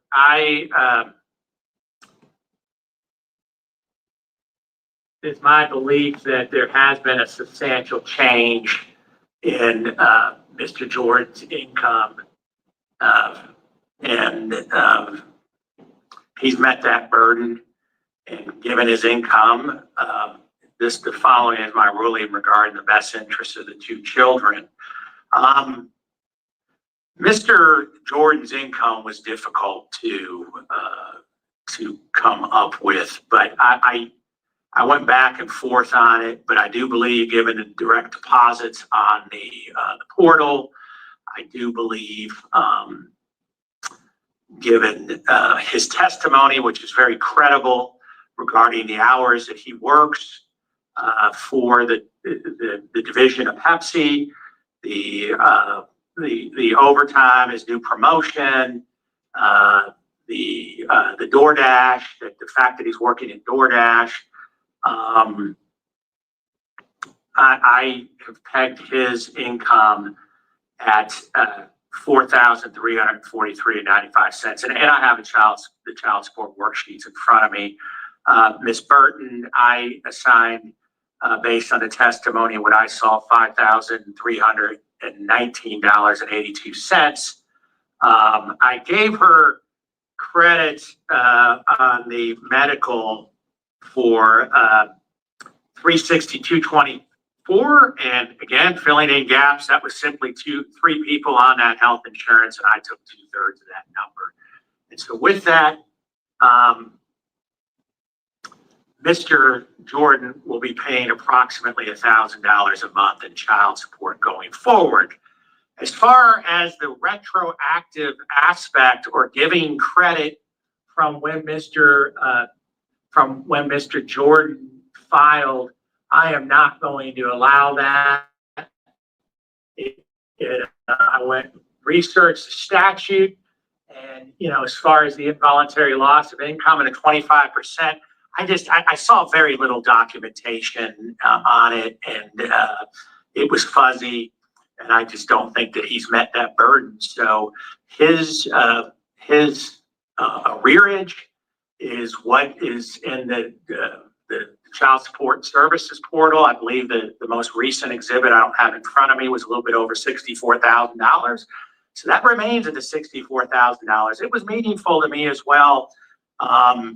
The testimony that was presented and the evidence that, his intentions not to pay the child support and those sort of issues. So I'm not making any adjustment there. And with that, he will have to pay $1,000 a month on his arrearage as well. So that will come out to be a little bit over $2,000 total that he will pay, which is less than what's being deducted now, but not substantially less. As far as, I believe that covers everything but the passport. And as I already alluded to or told Ms. Salesi, I was convinced on that. And so even though Mr. Bramlett's preparing the order, I'll have you submit that language that you feel best fits what your client needs to get her children the passports. And you can submit that to Mr. Bramlett. And so what I typically do after my rulings is then I'll ask the one that I've assigned to write the order first. But do you have any questions about my ruling, Mr. Bramlett? No, sir. Okay. And then No, Ms. sir. Salesi, do you have any questions about it? No. Okay, go ahead. I'm sorry, Your Honor. There was an issue where we wanted the court to direct Mr. Jordan to share his address because. Oh, yes. Yeah, Mr. Jordan needs to, that I believe is in the order, but re-emphasize that again, that Mr. Jordan has to provide his address. I don't have the divorce decree or parenting plan in front of me, but I feel quite certain it's in there that he has to provide his address. But he needs to provide his address. And with that, Mr. Bramlett, when can you have the order? Judge, I would just ask by Friday or Monday. Okay, and you'll get an order, you'll get it to her to review first, correct? Yes, sir. Okay. Submit order by Monday. Yes, sir. Okay. Okay, we are adjourned, and I'll be back a little bit after 1:30 for my third hearing. Thank you, Your Honor. Welcome.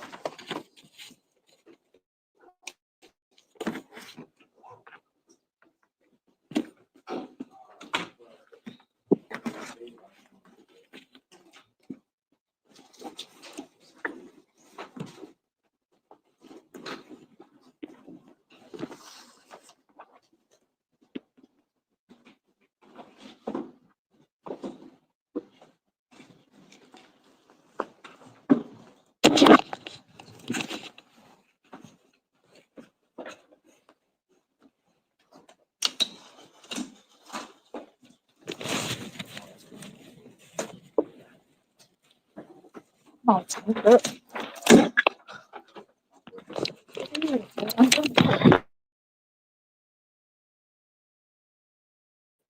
having so fun. I will put it up on my church website. Thank you. So I can hire some folks. So, um,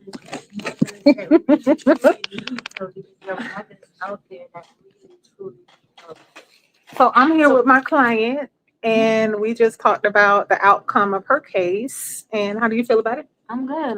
I'm okay. God has showed up and He has answered prayers, and I'm okay with what I received. And Shar has been excellent.